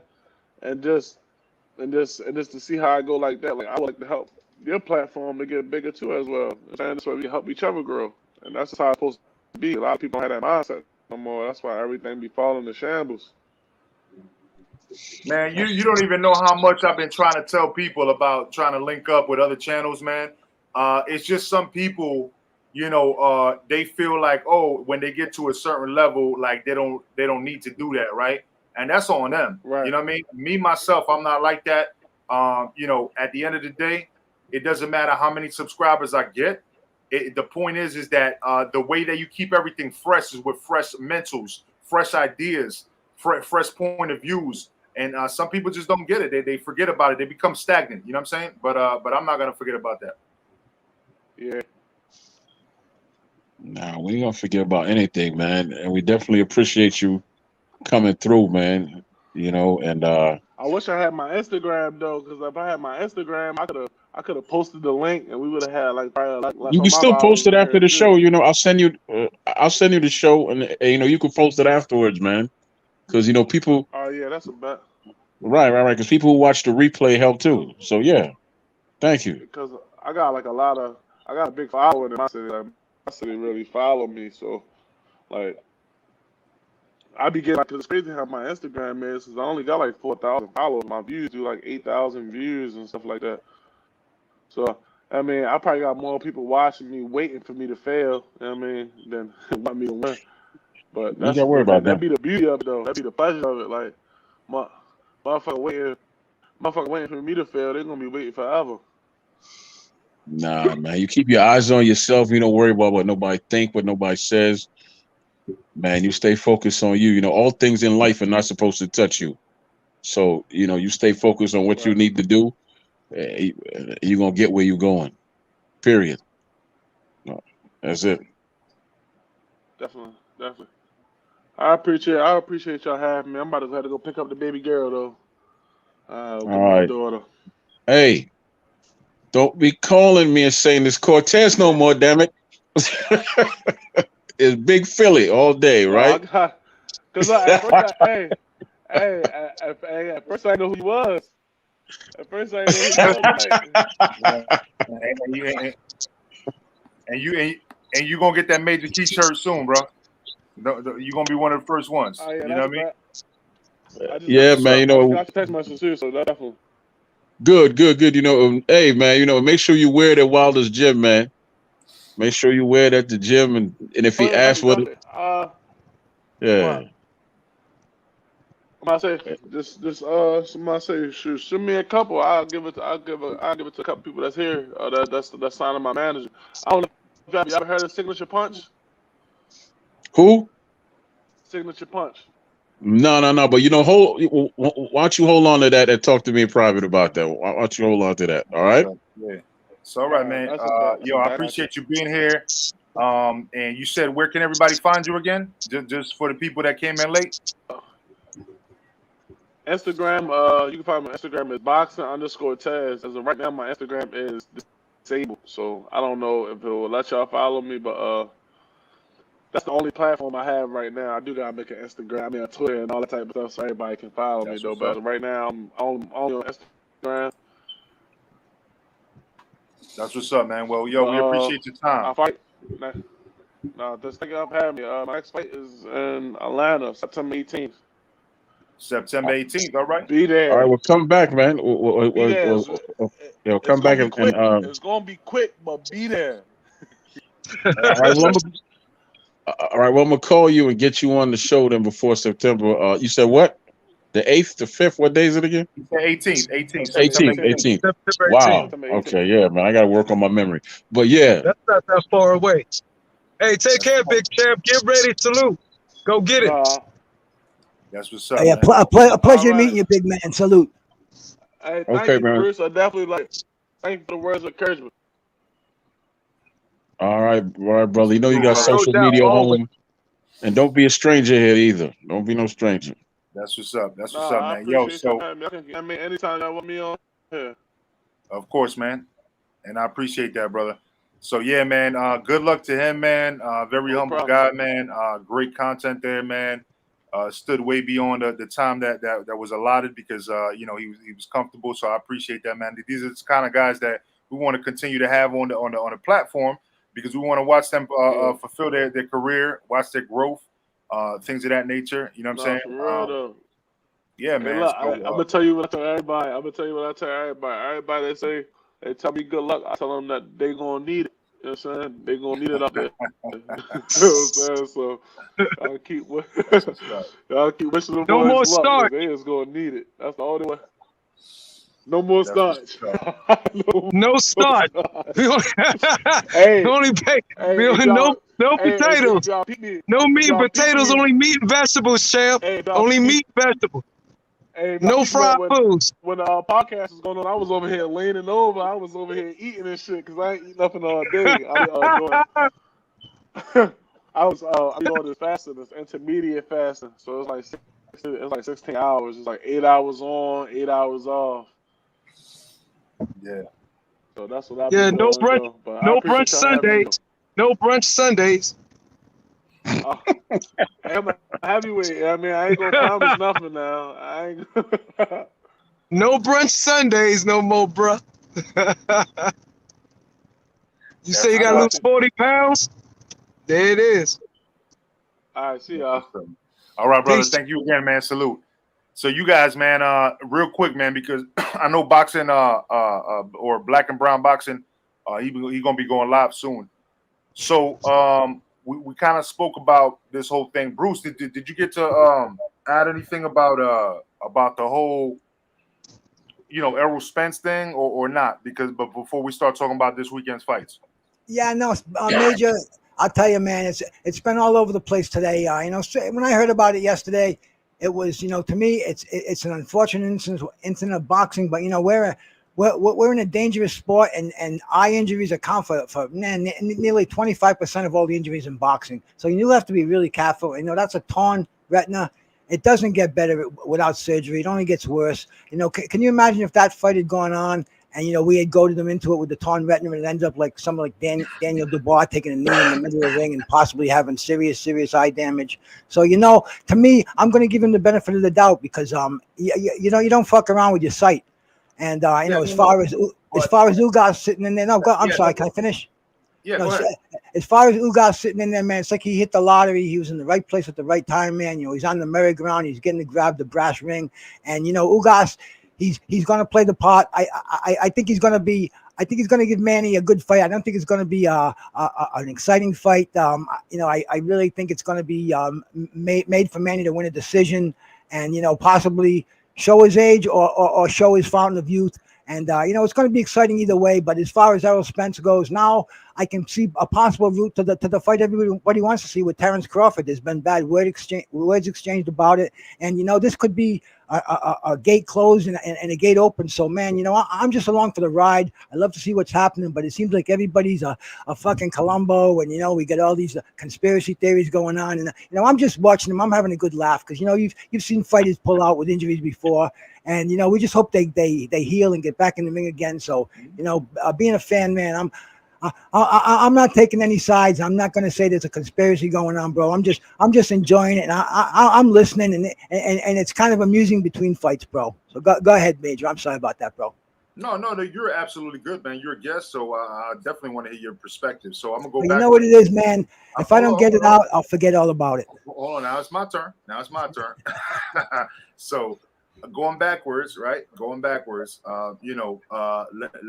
Let's go backwards with this one, right? So when it comes to the fact of the matter that, as a matter of fact, let's start from scratch. Fuck it, because everything relates back to the point, right? So number one, let's think about the price point, right? Because you said at least we get to see Ugas and Pacquiao, right? Is it going to be the same thing? So if you buy shrimp and lobster and then they give you chicken wings, you know what I'm saying, with fries, are you going to still pay the same amount? Or are they going to give you, make the price what it was supposed to be originally, with the wings and the fries?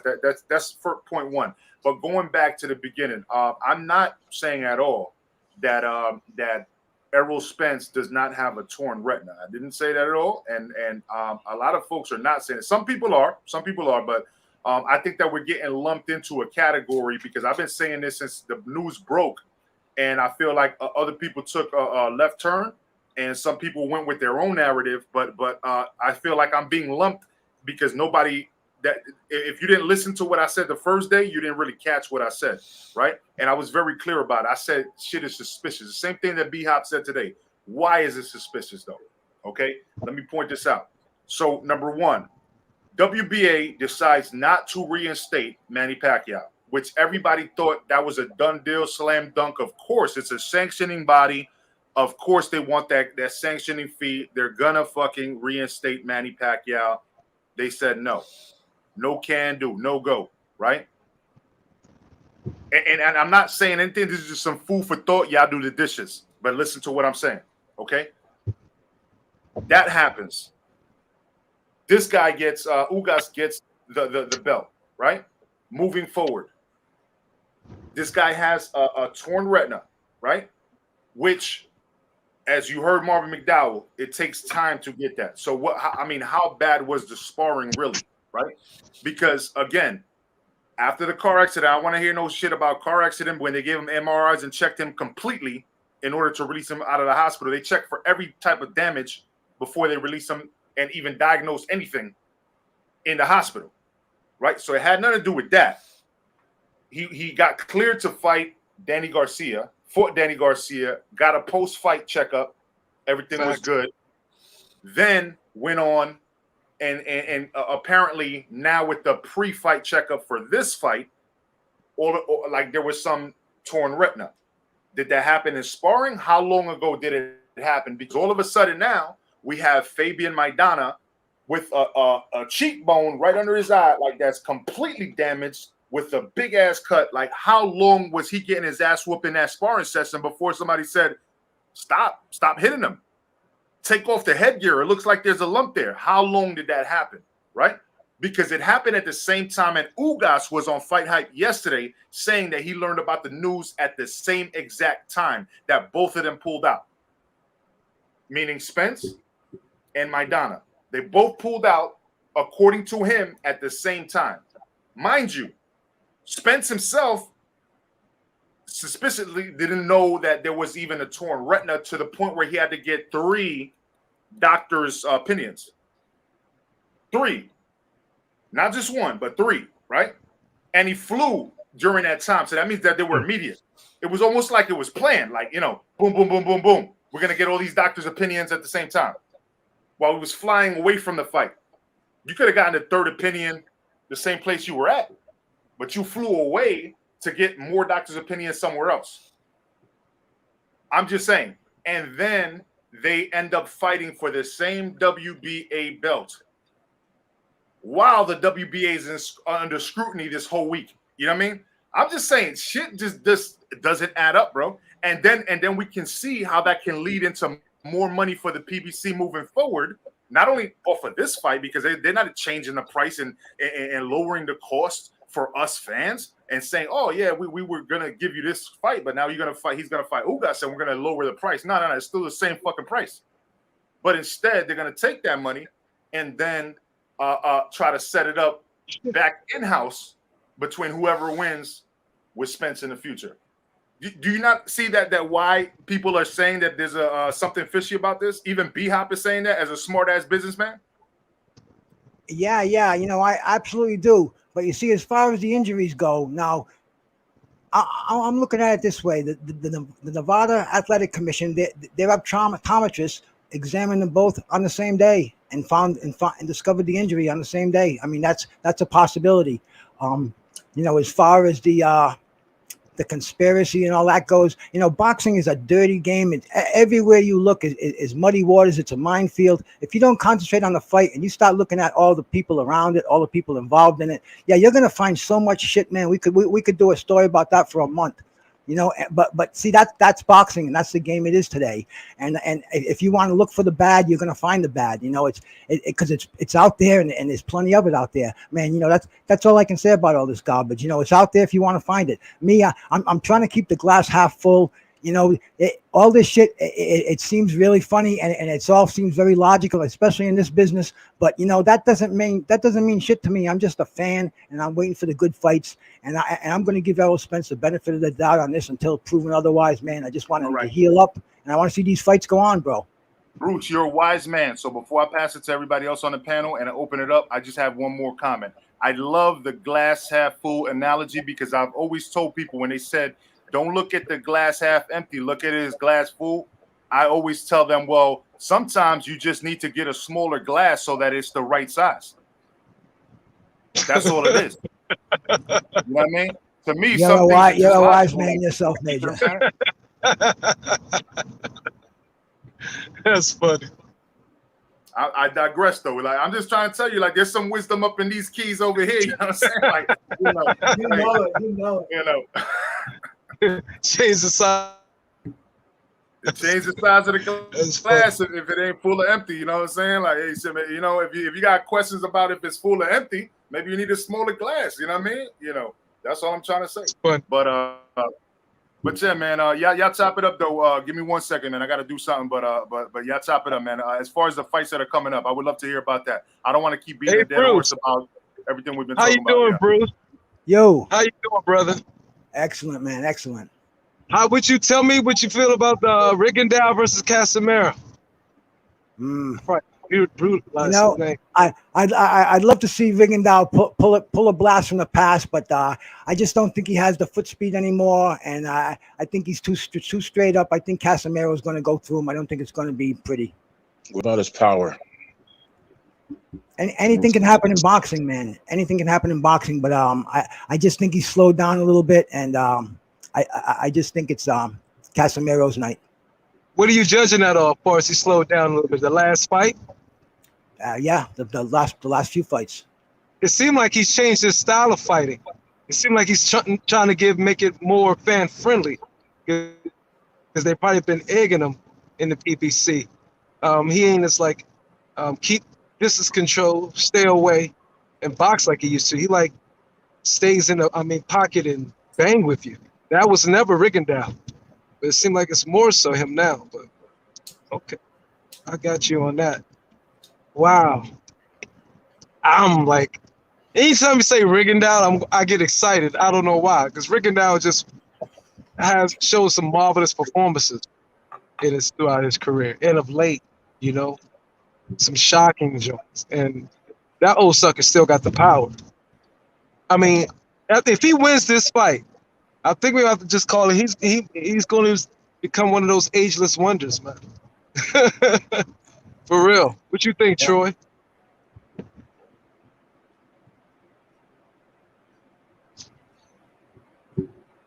Oh, Troy's gone. But yeah. No. I just fell off. I'm back. So what's up, man? Casimero and Rigondeaux. I've always been a fan of brother, you know, Rigondeaux. So I've never seen Casimero. What's his name? Casimero, or what's his name? I think Casimero. If I'm not Casimero. mistaken. I gotta check him out because I've never seen him fight. So, you know, based on that, I gotta go on past knowledge with brother Rigondeaux. You know. Yeah, go watch some fights tonight, and I'm definitely gonna watch some fights of them tonight too. I just think that Rigondeaux, he's probably one of the most talented fighters ever, but he wasn't promoted right. He you know, he wasn't given a chance to shine.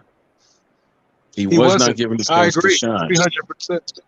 And there's 3 reasons for that. There's 3 reasons for that. And I just don't want to get into it, but the dude, political reasons. We understand. Yeah, I mean, the man had talent. He could punch, and basically, you know, he could change gears in the middle of a fight. So I don't know how you don't promote a dude like that. I just don't know. He was a supreme fighter, man. He was definitely a supreme talent. But I mean, what he did to Nonito Donaire said it all. Yes, he did. Yeah, and that's one of my favorite fighters. I know, it's just like, wow. If then I see Nonito Donaire is running, do you think I think Nonito Donaire is ducking Rigondeaux? Because it seemed like they're trying to lead that up to be a rematch, don't it? They're not gonna fight again. Nonito don't want nothing to do with it. In my opinion. Yeah, because you know what? He's not getting any better as a fighter, and neither, you know, is Rigondeaux, but he knows everybody has that one fighter they just can't beat. Every fighter. They got someone that they just can't beat, and that's his number right there, which is Rigondeaux. He can't beat him. Well, they only fought once. Yeah. But it was such a complete. He didn't knock. He dominated him, but he didn't knock him out. And the Flash Nonito did get a knockdown on Rigondeaux. Then Rigondeaux came back and started destroying him. I'm like, oh my God! It's like Rigondeaux's like, okay, hold up. And he stepped to another level. That fight was a classic. Well, exactly. But when you're in there and you give your opponent the best, and then he comes back even harder on you, you understand, oh boy. True. You know, this is the man I heard about. This is the one. And you know, you might want to fight him again for pride's sake, just to prove it to yourself. Same outcome. Same outcome. Just like with Tyson and Frank Bruno. Same exact outcome. Right? Right. But Myron, since we on this, and Bruce, what do y'all think about the fight with Ortiz and Kavaliauskas? Oh, I'm glad you brought that up.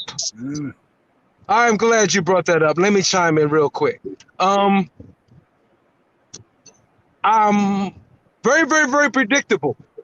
This matchup right here.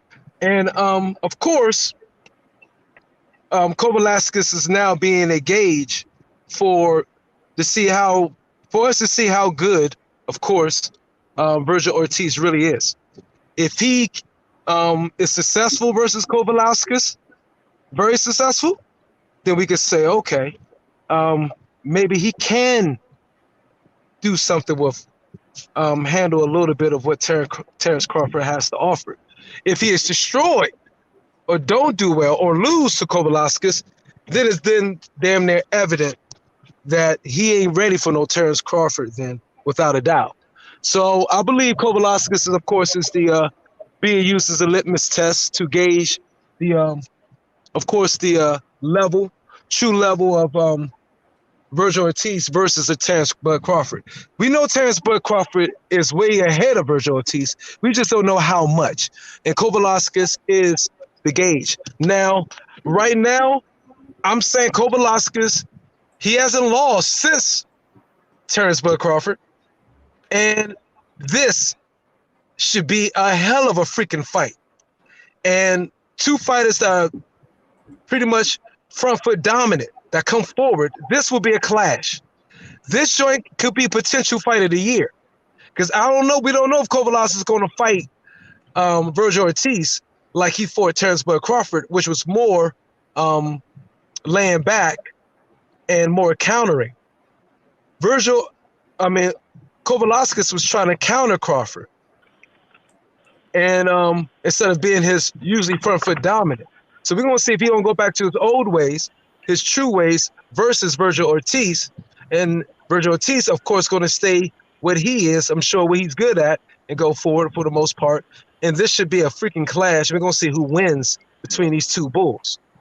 Hey, shout out to Ronald Finkley in the building, man. Welcome to the show. And Ronald Finkley! You welcome as well, brother, but just don't be coming over here clashing with Ronald Finkley, because I fucks with Ronald Finkley for a long time here, you know what I'm saying? So Mo Boxing, you're more than welcome to join, but don't come over here talking about yourself or Ronald Finkley. Just talk about, just boxing. But go ahead, Ronald. Go ahead, brother. Yo, what's good, Major Key Boxing? What's good, Boxing Logic United? Shout out to the Detroit man. I see y'all, bro. I always see y'all. Bruce Goals, what's good, yo? Salute. Yo, man. Yo, this weekend is crazy, bro. Like, I got a feeling like we about to see like maybe a fight of the year this week, Major Key Boxing. Like, seriously, one of these fights is gonna live up to fight of the year this weekend, bro. I see when I look at this boxing thing every day. I don't care what network it's on. It could be on fucking Disney Channel. You know what I'm saying? Like, that's just the way boxing's supposed to be, bro. Fuck all this. Shout out to you for always going to the channels, bro. You always go to the channels and drop the fights in the chat. You always put what's coming up. So if somebody's not aware of what fight is happening, Ronald Finkley's gonna drop what fight is coming up. He's gonna tell you, hey, this person fighting this person, and he's gonna give you their records and say what network they're on, and watch it. You watch this fight this weekend. You know what I'm saying? And let me say something. Hey, can I give let me give Ronald Finkley his roses for me. Real talk, because I've been Ronald Finkley has seen me. Me and Ronald Finkley has came across. We've been on on panels together, but Ronald Finkley has been in a lot of the chats with channels I be talking on. And I can say a lot of people may not like some of the things that Boxing Logic United say, me, Myron Magnus, and some cats switch it up and everything. Ronald Finkley is one of those boxing fans that has integrity.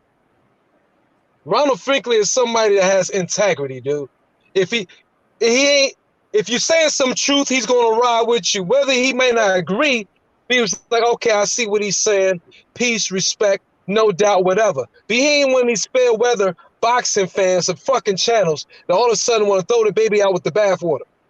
You know what I'm saying? So salute to Ronald Finkley for me for always being true and ride with me strong, no matter what it is I said, whether he agreed with it or not. He was like, okay, I see what he's saying. Blase, blase. Okay, a different way to look at it, but not trying to be, trying to, like some people was trying to sway the people believe, oh, Myron Magnus is on this or he's crazy, whatever. Ronald Finkley is a pure freaking boxing fan. And he just want to hear good boxing talk. Say what you mean what you say, and that's it. Ready? Yeah. He ain't no hater, are we bro. ready, yo? Are we ready, Boxing Logic? Like, real shit. Like, you get to the bottom, you get to the nitty gritty of, like, what anybody got to say. We all fans. You can't grow the sport unless you talk to everybody and get an understanding of who's the real fans. And I get that shit, bro. That's why I listen, bro. I listen because I like to hear all types of aspects of what's going on out here. You see that? Not just one little fucking soapbox opera shit, because we don't need that, bro. It's a sport, yo. You talk to people, Right. You go to fights, you support the sport, you bet on fights, you do all of that shit. You have fun. You enjoy your fucking life, and you enjoy boxing, bro.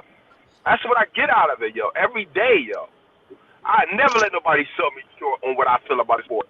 Because I feel like it needs integrity, and we try to bring it integrity. You see that? We try to bring it integrity. Hey, I live by a code out here, man. You know, and it's, you know, the enemy of my friend is not my enemy. You know, I that's the way I live out here, man. Facts. Enemy is my friend, is not my enemy. You've been thinking about that one since I gave you the half full, half No. Major, I've been living by that code for a long time, man. My son, Well, that's what's up, man. Salute. Hey, hopefully your son knows that you were OG out in these YouTube streets, man. Everybody know Ronald Finkley. Everybody knows Ronald Finkley, man. You know Ronald Finkley is the real man up in this joint. He's standing on his spit. He don't play. He ain't wishy-washy. Hey, he ain't wishy-washy like some of these fake-ass YouTube. He looking clean right now. But we seen him full of paint, like angry as hell. Like, what the hell you talking about? Let me jump on this live. I don't even care about the paint on myself. You know what I mean? Man. Everybody knows Ronald Finkley, man. He a man. Cause he a man. He ain't wishy-washy. Yo, it's crazy. Major Key Boxing, because that's what it is. You get off, you do something, you work all day, but you want to talk to the motherfuckers that you know about boxing, bro. I don't give a fuck. Exactly. I just come in the chat. Say what's up. What's up? I've been on joints, right? And I've been on joints where I come with some shit that I know is truth, but you got tons of panda bears on a fucking panel and in the freaking chat, and the only motherfucker was like, but that nigga, what he said is the truth, would be Ronald Finkley. I seen it with my own eyes a number of times, but I was like, but is he lying? That nigga just said the truth. What are y'all? He's still right there. Everybody else in the chat, 100 people in the chat, like, nah, Myron Magnus is drunk. Like, nah, that nigga said the fucking truth. Y'all might not like it. I was like, that's a real. I've noticed that. I don't know. He know that I noticed it, and so I'm just. Give me his shout out right now about it. I never roses, man. You know what I'm saying? I love boxing shit every day, bro. Yeah, you do. I listen to this shit when I'm working, bro. And my Bluetooth, I'm always listening, bro. I don't feel like that's my day right there. Boxing is my soap opera. Boxing is what I love. You see what I'm saying? I'll buy the fight. I'll fucking bet a motherfucker. You know what I mean? Like, I'll go it. That's life. It's called a sport. Right? Get this money. Let's fucking have fun. Let's be people. You know what I mean? I don't give a fuck if it's the UK or America. I don't give a fuck. Man, I'm glad I haven't taken your money yet, though, bro, because you're a cool guy. I would feel bad taking your money on a bet. So I'm glad that we are most of the bets. You know what I'm saying? Hey, Ronald, you just said something profound. You said boxing is your soap opera. Boxing is a soap opera right now. It is a soap opera, man. Yeah, all this drama, and no damn fights. Yo, Troy, can I say something real quick? You're right. I did say that. But guess what? When we got that at the beginning of the week, then we realized they got good fights this weekend. So I automatically snapped the fuck out of it. Like, oh shit, we got some this weekend. You know what I'm saying? Like Troy, like it's up and down with you walk your sport, bro. You know what I mean? Long as Yeah, we man. give it integrity, we good. We good, yo. We good. Yeah, it's You know? definitely that, man. It needs less drama and more fights, man. That's what it needs. To be very honest with you, but It's about to be a big merge. Trust me. Eventually, they want the a big merge. watch. It's gonna be a big merge next year. They're All gonna right, go ahead, realize speak on that, man. It sounds like you know something. Man, it sounds like you know something about something. So you want to tell us about that something that you know? Oh, yo, I don't know nothing, yo. I'm just a boxing head. I don't know shit. I just know what I know, yo. That's all I know, yo. He like he would have leaked something and pulled it back, pick up what he poured out. Like, no, I don't know nothing. What are you talking about? Yo, Troy Graham, I've been calling for this shit for a minute, yo. We about to have a merge next year. What? Somebody gonna have to step over the fucking fence. They're gonna have to merge with Al Haymon. Al Haymon gonna go out of business. That's just the way I look at it. You can't keep making these fighters make the best. You know that's the best. ESPN or on Daxon. Daxon got a lot of great heavyweights. ESPN got a lot of great middleweights or like junior lightweights. You know what I mean? Like the shit got merged, yo. Let's try versus fucking Chaco. Let's try versus fucking Gonzalez, bro. That was a fucking classic, bro. Nobody beating that fight right now. Nobody beating that fight right now for a year to me. You know, gotta be a merge, bro. Jermell Charlo versus Cardano was a fucking good fight, but it was like a fucking lackluster fight. But like I've seen better fights. Seen better fights in my life, bro. Right. Me too. Yeah, man. You know, I said this on Wednesday when I was on the Ring 10 show. Boxing needs its farming system back. It needs to be back on Saturday afternoon TV. Remember Worldwide Sports, right? Oh yeah. Oh yeah. It definitely needs to be back because it always told the story. Yeah, you're dating yourself. It's Wide World of Sports. Come on. It always told the story of the fighter first, and then you met the actual fighter. You know, the fighter told his story, and you know, then you saw him fight. You know, that's where you saw the Julian Jacksons, the Donald Currys, the Mike McCollums, and all these other cats, the Simon Browns, and even you know, Sugar Ray started out there also, I believe. Right, because it builds a rapport between the fighter and the fans, and then casual fans, and that's how you build up your talent, so they can have a fan base. You know what I mean? But boxing's not doing that no more. They're trying to leave it all up to social media, and social media can't do it all by it. Man, what the fuck? Social media can't do it all by yourself.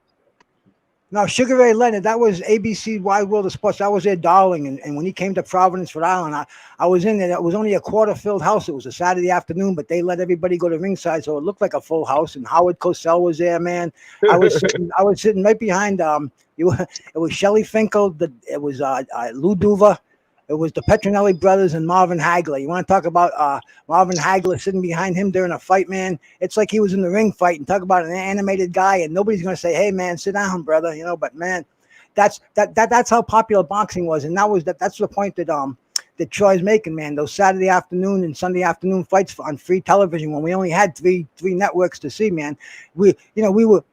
They were in our living rooms and they introduced us to the fighters. And like you said, man, they gave us portraits of where the fighters came from and what they were all about. They showed us, like almost like one of the up close and personal things about them. But, you know, that was the day. You know, we didn't rely on pay-per-views to hype our boxes up. It was all network television. And, you know, you not only knew about it because you were watching it, but your mom was washing dishes. She knew about it. You know, dad coming in, he started watching it. I mean, it was really a family thing. And, you know, that's what boxing lacks today. You know, it's everybody wants to be on an app and on pay-per-view when the most people haven't even heard their names. You know, I went to the corner the other day and I asked people who the heavyweight champion was. Nobody could even tell me. You know, boxing is so abstract a sport today that it's going to gain the popularity of the general public to be like it was back in the day. And I don't see how that's going to happen, bro. Okay, you know what, Bruce? You just added more fire to my belief about me. I believe. Let me ask you. I was just curious, Bruce. Have you ever had some intricate involvement in the boxing business? Because you sound like you have. Like you've been in the workings in your past, whatever, and worked with people and was in the boxing industry, worked in No, it. man, no, I'm totally on the outside looking in. I just hung with a lot of people who were involved, like you say, in the inside industry. But I just got a lot of good information, firsthand. But no, never, no direct involvement. Never really put on a pair of gloves for long. And I'm just a fan of boxing.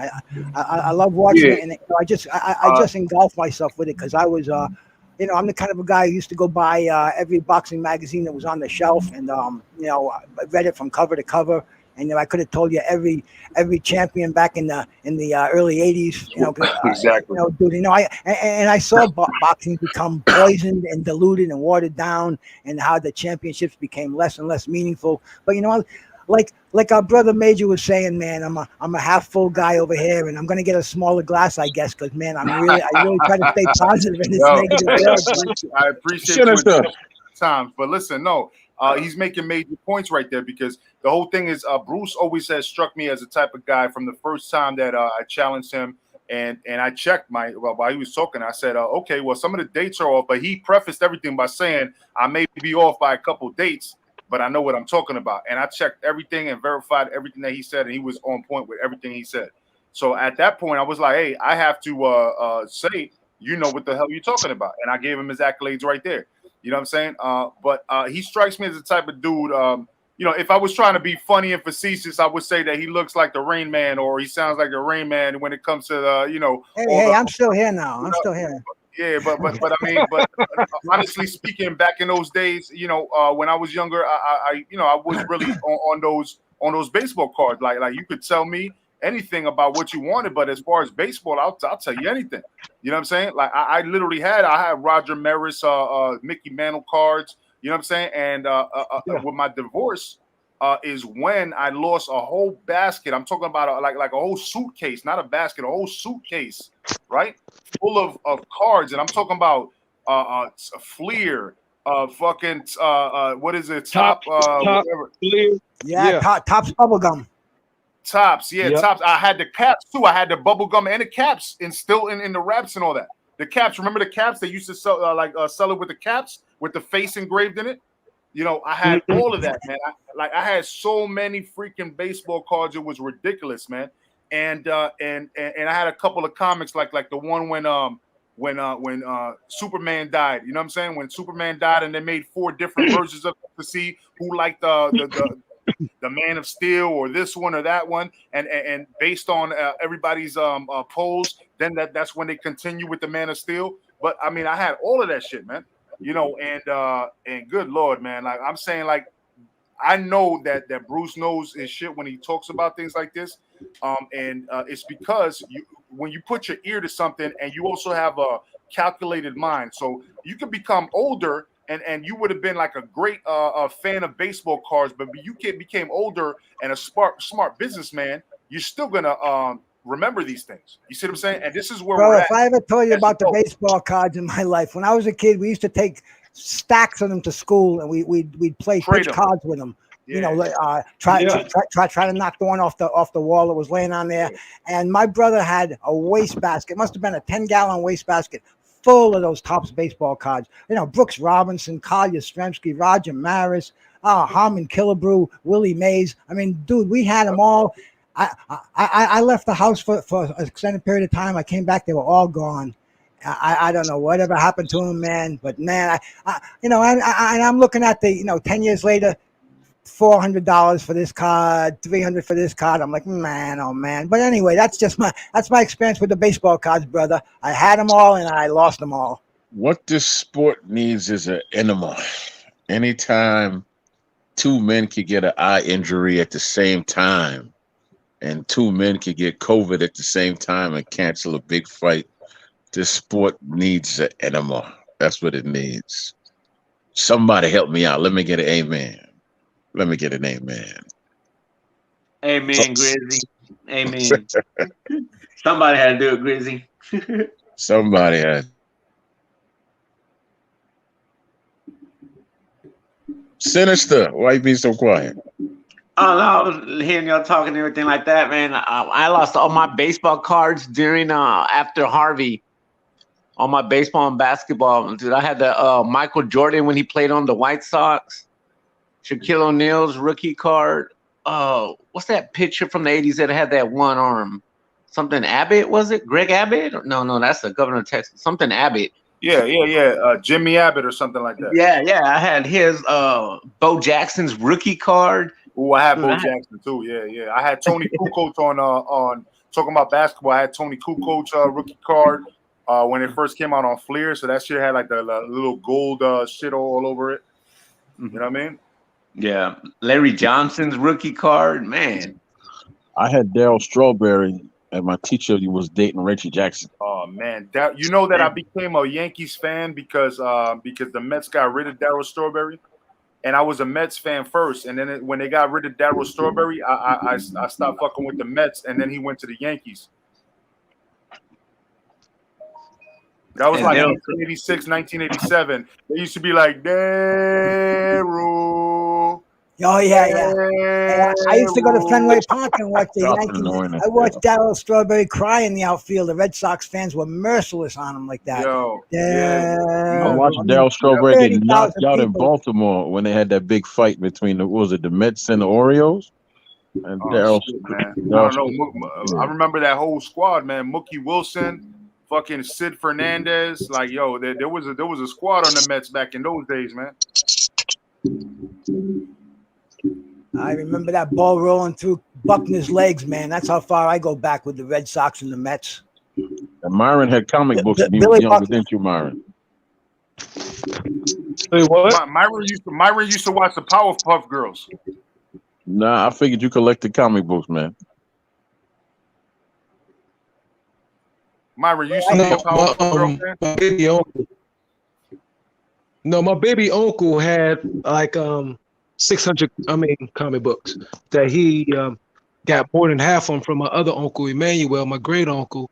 So I did grow up where I was in a room with suitcases and suitcases of comic books. Well, you know, my uncle had them in all of his rooms. So suitcases and suitcases of every comic book, DC, Marvel, and all of that. I was an illustrated fan. So I was heavy. Here's a funny story. I read, like Bruce's story, illustrated ridiculously from cover to cover. And I was on the pop, bro. Like, plus I can, what? Your microphone's what happened? Up. No, you're good now. Your phone was breaking up. Your phone was breaking up, but it sounds clear now. All right, got you. And so I was heavy illustrated. I had the magazine. I read it, and I was reading so much. Everything I was.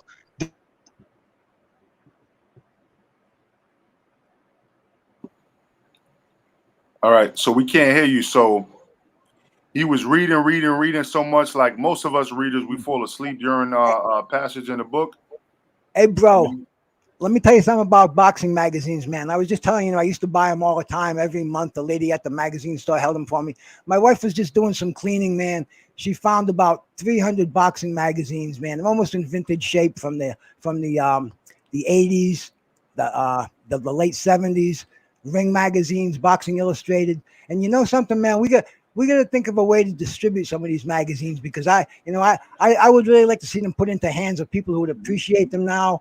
And maybe we could do something. We might talk behind the scenes, Major or Troy or something. I was gonna ask you to link up anyway, Bruce, on some real shit because with Marvin and also with Ring 10, I feel like there's things that can happen, and I feel like some of the things that you were talking about. I told Troy behind the scenes, I'm like, listen, Bruce actually knows what he's talking about when he's talking about Medicare. I'm a licensed healthcare agent. I know exactly what you were talking about the other day, as far as Social Security and Medicare and all of that, and the disability, and also if you have ESRD, which is end-stage renal disease, you know what I mean, and Lou Gehrig's disease, you know what I'm saying? Like there's certain. But believe me, yeah, especially with the administration we have in now, they're going to take care of they're going to take care of our own, the forgotten people, man. That's what that's what Social Security is all about. And Major, I wasn't just talking the other night.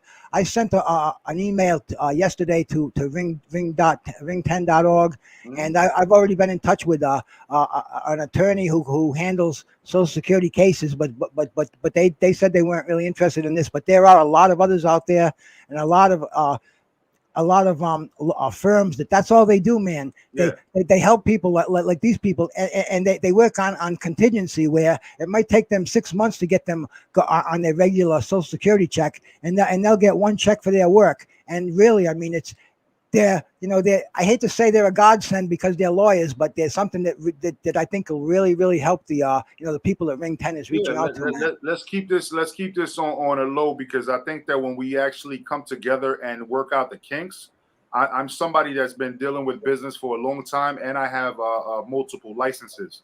So what I'm trying to say is that I understand the business when it comes to just regular business, but also when it comes to insurance and dealing with the state and as far as the the regulatory bodies and things of that nature, so I completely get it, and a lot of people don't, you know what I mean? Yes, sir, man. The more people that can, I'm just looking at if I can help any way and possible, I will. Maybe what I know is so limited compared to what you know, but it's helping. I have the time to do the groundwork, and I was successful with my own case, and I can maybe I can help. Who knows, right? Yeah, I'm not gonna ask you to be Nikolai Tesla, or, you know what I'm saying? No, bro, whatever I can do, man. Exactly. We just I don't want bounce to off sound like like a this. philanthropist, but right now, man, I'm not living to accumulate. I'm living to pretty much give it away, man. Help other people out, even with what I can do. That's beautiful, because right now, I mean, I'm not in the position. I'm a growing channel. I stopped sharing my subscribers just because I didn't want people to focus on that, right? But right now I'm at 506, so I hit 500 a couple of days ago. So I'm at the midway point to 1,000, you know what I'm saying? But I'm keeping it honest. I'm not out here clickbaiting or anything like that. I'm keeping it honest all the time, doing the interviews, and then maybe a little free smoke here and there. And it's a beautiful thing for me. I feel comfortable myself. I could sleep well knowing what I spoke about on this boxing shit. Sometimes I'll get some haters. Sometimes I'll get people that just disagree, which is beautiful. I love that, because I like to be challenged mentally, right? But you know what I mean? At the end of the day, it's just boxing talk, and it's the thing that we love. So this is what I do it for. So I don't want to not have fun when I'm doing this, man. I'm not at all gonna ever shut myself down to feel like there's a duty that I'm responsible to. Nah, bro. Like like for example, next week is a clear week, and you know why? Because I want to just do free smoke on Monday, talk about the weekend's fights. Then on Wednesday, right? There's nobody on, and then Friday there's nobody on. Well, for you, yeah, that's on you though. I'll help you out in the background, of course, but as far as that's concerned, that's all you. But Friday there's nobody on either, and I have my own anniversary with my own wifey, and I'm not gonna be on no fucking boxing channel talking to you greasy motherfuckers while I'm trying to enjoy my damn anniversary. Hey, I got to shout out to Jerry Cooney on here, man. That man was so passionate, so honest, so sincere. I mean, so soberingly shocking, man. I mean, I'd vote for him for president, man. Jerry Cooney, he has so much to offer. He knows about the past. He knows about the future, man. Shout out Major Key for bringing him on here, man, because I always liked Jerry Cooney, and every once in a while I was wondering what he was up to, and now I see what he's up to, and he's dedicating his life to helping the unfortunate boxers of the past, man. It's such a beautiful thing to see him on here, man. So I just have to shout out to Jerry Cooney if you're listening, bro, man. Yeah, and I gotta pass that shout out back to Troy, because that was actually 85% of the shit that we have here as far as interviews is Troy's groundwork, people that he was connected with before we met, and things that he's done, and I like he could tell you that I also work in the background trying to get other people on as well. But that's nothing that we're gonna share as far as who is who. But I gotta get past that one off. And Jerry actually is he's really that real off air as well. Like he's really that real off air. Like he's just 100 like that. Like when you talk to him off air, he's just 100 like that. He still has the same passion, the same way that we're talking right now. He just talks to you like if he knew you for his whole life. So even more so, man, because he's really celebrating his sobriety, and he's so open with it, and you can tell, you can see the sparkle in his eye, man. Beautiful human being, beautiful. It's And a then we're beautiful gonna have thing. McCallum on here. As I sip my cup of Crown and Coke. I hear that, bro. And William Joppy, that was what he was letting out about the Trinidad fight. And last night, Trick Nolte I was talking to him, and he had something from CSI from like 10 years ago where they were talking about that. And I know he sent me that too. So Trick Nolte, where do you know him from? Because he's been reaching out to me on IG. I mentioned your name to him because Trick Nolte, I knew him. I've known him for a couple of years now from sites. Very, very dedicated man, and he's into getting the old boxes. He has a phone book full of old boxes. Is there any bias? Is there any bias towards him? No, okay. Not at all, man. Not at all. Trick Nolte's 100%. He's on the reel. He doesn't choose sides. He doesn't make waves because he doesn't want. He just wants to let these boxers have the stage. He doesn't want the platform. He stays in the background. Great guy. I talk to Trick sometimes for an hour at a time on the phone. Hold on, Ronald Finkley. You say yes, indeed. Was that you confirming that Trick Nolte's a cool dude? Yes, indeed. That's Trick, bro. Because if he is, man, he's reached out to me multiple times, and I've had dialogue with him. I just haven't gone full-fledged, so Troy and I can speak about this off air. You know what I'm saying? Tomorrow, whatever. But it's good to hear confirmation from other people because I really didn't know him. He reached out to me, and I didn't want to shut him down because he seemed like a really cool dude, and his resume seems like it is very deep. You know what I mean? So so Ronald Finkley said Bruce goes nose. Okay, so apparently everybody respects him. Okay, so we'll work that one out. We'll talk about that, me and Troy. You know what I'm saying? But at the end of the day, man, I gotta give kudos where it's due, and Jerry Cooney definitely keeps it a buck off air and on air, man. It's not just when you see him live. It's not an act. Like literally, this guy is like that, man. But you see, I'm gonna say something, and I'm gonna give Troy, you could jump in when you want to, but here's the thing. When Troy and I are getting someone to come on to a live stream, you guys got to understand this, man. Troy and I are like 2 months in advance, a month and a half in advance. We're talking to these people on a regular basis. You know what I'm saying? We're building a rapport. By the time they come on, we already got a rapport. That's why everybody says, yo, those are great interviews. It sounds like you guys, you know what I'm saying, it always sounds so natural. And it's because a lot of these folks just like want to get somebody on.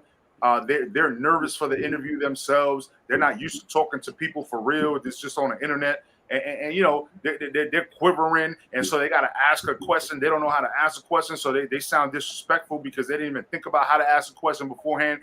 All they knew is that they wanted that piece of information. So they just came out, they asked with a dumbass question. And this is the problem that people have. Whereas Troy and myself, we work with people behind the scenes. We talk to them.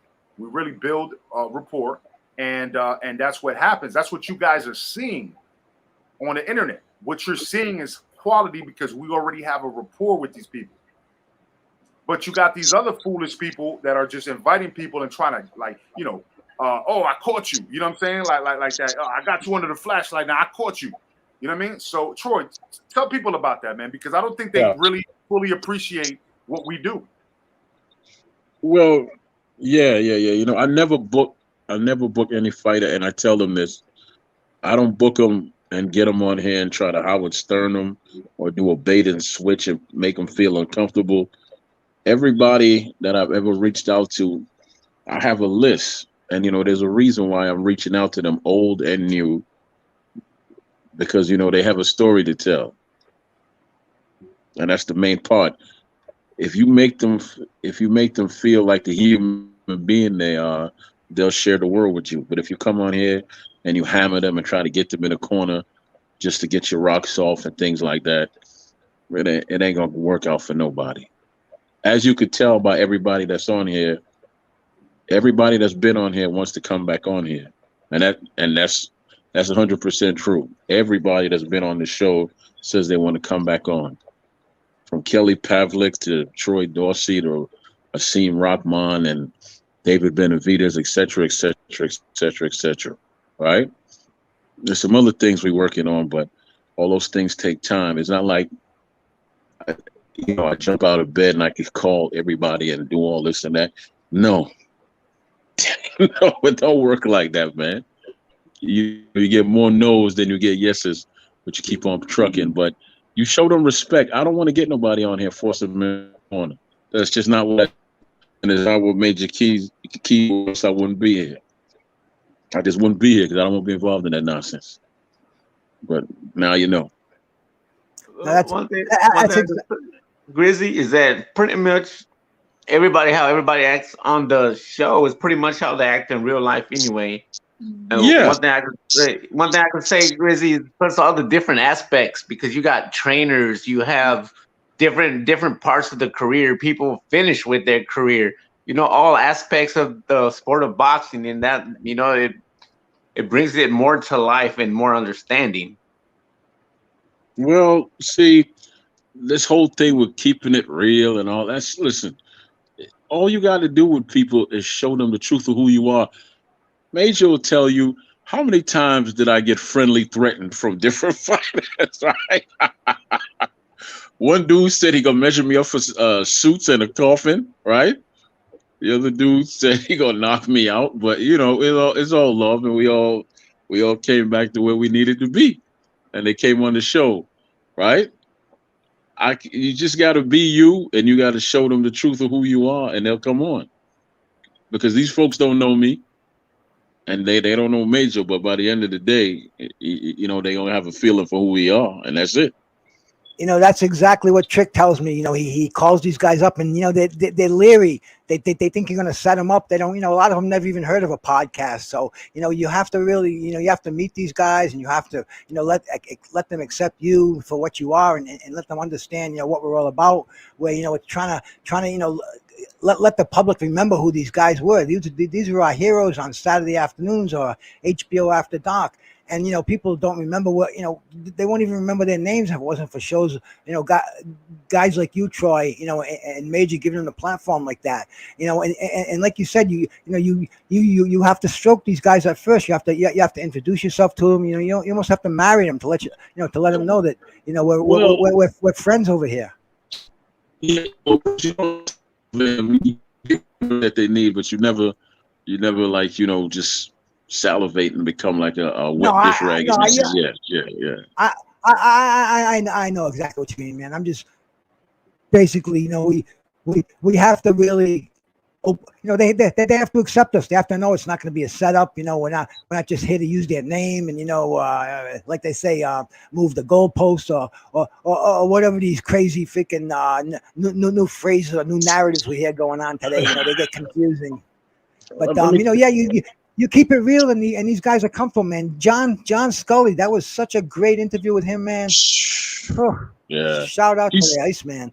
He's coming back. But let me tell you, of all the shows we did, and I'm not taking away from none of these shows, the one that touched me the most because it's personal to me was the one with Julian Jackson and Mike McCollum came on. Coach's Corner with Tommy Brooks and Julian Jackson and Mike McCollum. Never in my lifetime did I think I would get both of them on the same show and be able to talk to them as well as talk to Tommy Brooks. I never thought I'd ever be able to do that, but you see that it happened, right? They wanted to rematch. Nah, man. Mike ain't want no parts of that. It's like, no. And Julian was talking about Mike when Mike was on there, but he didn't. But Julian is such a pleasant damn guy, man. He's one of the blessed souls, man. I like talking to him. So he didn't really say anything. And Mike was like, there. How you doing, Julian? He's like, what? So that was a great thing right there. It's a great thing, man. And they enjoyed each other. They enjoyed each other, man. And the legend Tommy Brooks, man. Whew. If people don't know who he is, man, do some Googling. Yeah, I call him a couple of times a week and pick his brain, man. Me and him talk, Mm-hmm. The same thing with Marvin. Like, Marvin comes on. I talk to him a couple of times a week too, and just talk about some things I'd like to get done and all that. So yeah. So and Jerry Cooney loves old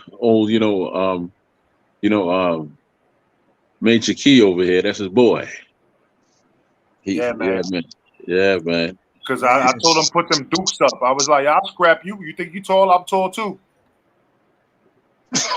You see the size of his fist? Hey, man, shit. Hey, just like we were talking about Daryl, Rapstar just wanted to promote his channel, but you haven't been on here, Rapstar, so I don't know why you coming from the sidelines trying to promote your channel. You could just click the link and come over here, man. So I'm gonna say, just like that, I'm gonna say Rapstar.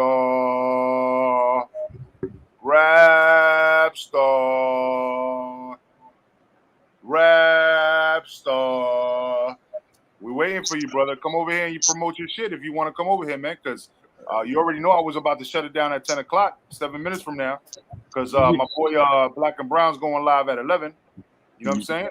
He's going through some shit. I just talked to him in the background. You know what I mean? So yeah, if Rapstar wants to do something, man, you come over here and tell the people. Like, you know, you can't just be absent from every party, but you want everybody else's party. But in my party, you don't show up and then be in the background. You know what I'm saying? Yo, come to my party, man. Come to my party first. You don't show up on my party. What the fuck am I supposed to be doing? Yeah, you know, let me say this, you know, being on here 1,000% of the time. Yeah, but being on here, you know, gave me the opportunity to actually talk to Nesta Gibbs. I remember being on his platform and it was pretty contentious, you know, but it wasn't, you know, it is what it is. And it was cool, but it was contentious, man. And then I think most of y'all know I started out with somebody else who's going to remain nameless, and that didn't work out. So, you know, it's definitely a blessing to actually have someone that actually could tolerate who you are, because really most of y'all wouldn't work with me because I push his buttons on purpose, and he knows it. I ain't gonna tell him nothing, Major Key, but Major Key knows I push his button on purpose. This dude called me at 2:30 in the morning, man. I mean, who does that, man? And then at the same time, you know, I'll send him at 4 o'clock in the morning. Fuck 2:30. Was that too early? Like was that a good time? Because you see the attitude he giving me, like he'd be like, you know, hey, you see the attitude about 4:30. I don't call my damn. I'll call you at whatever fucking time I feel like calling your ass if you piss me off. Yeah. Well, you know, that's why I send you them long ass texts at 5 and 6 in the morning. But you see, but that's the whole point. The whole point is you wake up at 7, so 5 o'clock is like 2 hours. You see, I wake up like at 10, right? And then when I wake up at 10, I got like a fucking 2 long ass like fucking messages that I have to click the view all shit because it doesn't even fit in a text message. I have to click the view all option to see the rest of it. You know what I mean? Just to fucking find out what the fuck you said. And it was some shit that you said the day before. So I don't know why the fuck you be texting me at 7 o'clock in the morning with this shit. But I appreciate you. And then if I ask you when I call you back at 11 o'clock in the morning, you be like, I forgot what I fucking sent you. I don't know what the fuck I sent you, man. It was 7 o'clock in the morning. Motherfucker. So yeah, you damn right I'm gonna fucking call you at 5 o'clock if I fucking feel like it, motherfucker. But I love Troy Graham, man. I love Troy Grizzy. That's a real brother. If anybody doesn't know anyone from anybody else, I'm gonna tell you Guido is a real one. Troy Grizzy is a real one, man. In his YouTube streets. I haven't met you, Bruce. I'm not saying that you're not a real one. So far, so good with you. I'm just saying, like, as far as people that I've actually talked a lot to over the past year and a half, Troy Grizzy and Guido are real ones, man. You know what I mean? So I'm gonna say that. But Joe, Rapstar, now thank you for showing up. Now go ahead and plug your shit. Don't fucking tell me to go to your fucking party if you didn't show up to my party, bro. What the fuck? Yo, can you hear me? Now I can hear you. Yeah, that's what the fuck I'm talking about. Give me that energy. What is going on, Mr. Major Key Boxing? Troy Graham. Bruce goes in the building. What's happening, bro? Oh, man, we chilling, man. We've been killing it for like the last Salute. 2.5 hours, man. You know, but you ain't clicked the link. Now you want to say in the chat, come over to Rapstar. We want everybody to go to Rapstar, but you got to show up to the party first. Don't be just like trying to take people outside of the door. That's like I got an open house door, you know what I'm saying, with the party going on, everybody feeling the party, and you outside in the car saying, yo, the real party's up the street. Everybody needs to go over there. Hey, you know what, bro? I just came on here for when you said come over here and speak to us. I just woke up from a little nap a little while ago. We're going live in about 5 to 10 minutes. I got to put shit together. But all you brothers, you know you're welcome. My house is your house. You know how that works. So yeah, man, let's keep it cooking. I'm gonna put graffiti in your bathroom, bro. I'm gonna put graffiti in your bathroom. Yeah. Troy, you gonna come for some of the smoke in a bit? I might go to sleep, man, but I'll stop by and fall asleep on your platform. All right. Oh, man, you don't sound fucking energetic, bro. Just go and fucking sleep then, bro. Because I need all the energy I can get. You know what I'm saying? Don't come over here with your shit, man. Hey, I love you guys, man. I love when, what you're doing for 10 the o'clock? sport. 10 o'clock? Because you might as well just jump off there and start your live because I'm gonna push everybody over there at 10 o'clock. Yeah, can you just give me about 4 minutes, bro? That's all I need from you. 4 All minutes. right, And I'm all gonna right. send So you. we'll go I'm gonna around the send you panel a and get- VIP link. I'm gonna Go send ahead, you go a ahead. VIP link anyway. All right, Go ahead, bro? and I'm gonna go ahead and just everybody get their closing thoughts while Rapstar sets up his channel, and Yeah, then we'll my move brother. over there. Go ahead. So first, Bruce, obviously you got to go first because Troy is co-host, and he gets second to last. So Bruce, final thoughts on your fights, your favorite fights this weekend. I know we only spoke about one. Really, I know you don't really want to talk about the Errol Spence thing, which I did appreciate your point of view, though. I know you're just you're not trying to get into the whole thing. I hope you appreciated where I was coming from, though, as well. It's not like I take anything away from Spence because I know for a fact that he's got a retina injury. Again, we got our own sources, you know what I mean, and that was confirmed. So with that being said, we'll leave that one alone. But as far as the fights coming up this weekend, what are your thoughts, man?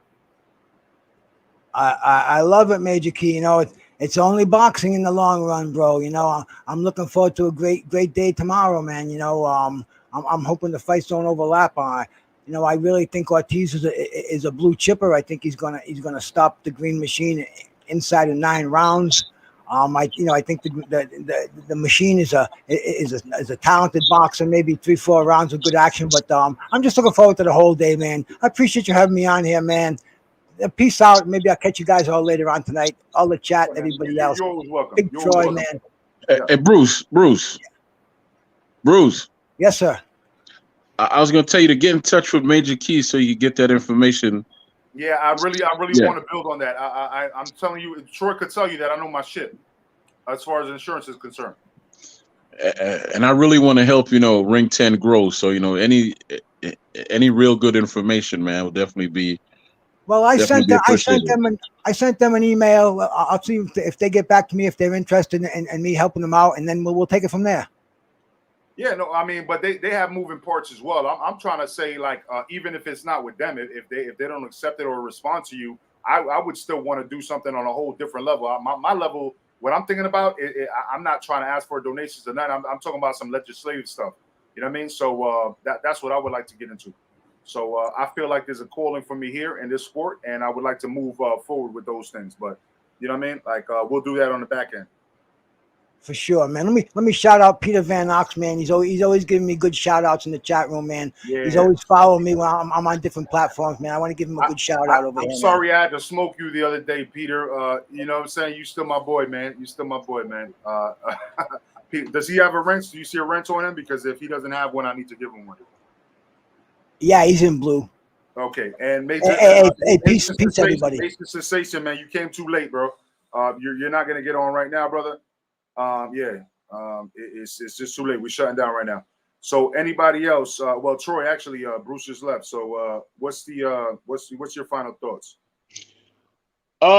Another real great show, man. That's about it, man. Everybody said what they needed to say. Big Philly, Marvin, all the guests that came on the panel, people in the chat. Thank you for your time and energy. Keep on supporting, keep on pushing the show, and keep on promoting the show. There's some big things coming, and we will always keep it authentic. That's the best I can tell you. All right. Okay, and again, Major Key Boxing, man. We out of here, man. Salute to all of y'all. Don't forget. So Rapstar said he's going live right now. So go to Rapstar, and then at 11 o'clock p.m. Eastern Standard Time, 8 p.m. Pacific Time, Black and Brown's going on, and we got to do that Free Smoke Friday over there. Y'all already know what it is. So another great edition of Major Key. Salute to y'all. Shout out to everybody in the chat, everybody in the panel that came on, our guests. Look out! Don't forget to look out for Cortez Dunstan, Big Philly. You know what I'm saying? And besides that, you see the Cash App at the bottom. We always appreciate support. You know what I'm saying? But if it's beyond your means, we completely understand. But if you can support, go ahead and do so through that Cash App. With that being said, salute to y'all. Have a great weekend and drive safe and all of that. Love you. All right, and the first 10 people over there, you know, at Rapstar get a free. Why you gotta fucking always disrupt the fucking great closing? I just did a great ass closing, and this motherfucker want to add on some shit. I thought I just gave you your final word. Good. Oh man, go ahead, man. I'm going to sleep. Go ahead. What you got to say now? Now you just fucked it up. Go ahead. No, I'm going to sleep. I ain't got nothing to say now. You killed my joke. You even need to say anything then, bro. I just you said your final piece, and I was closing it. Good, man. The name.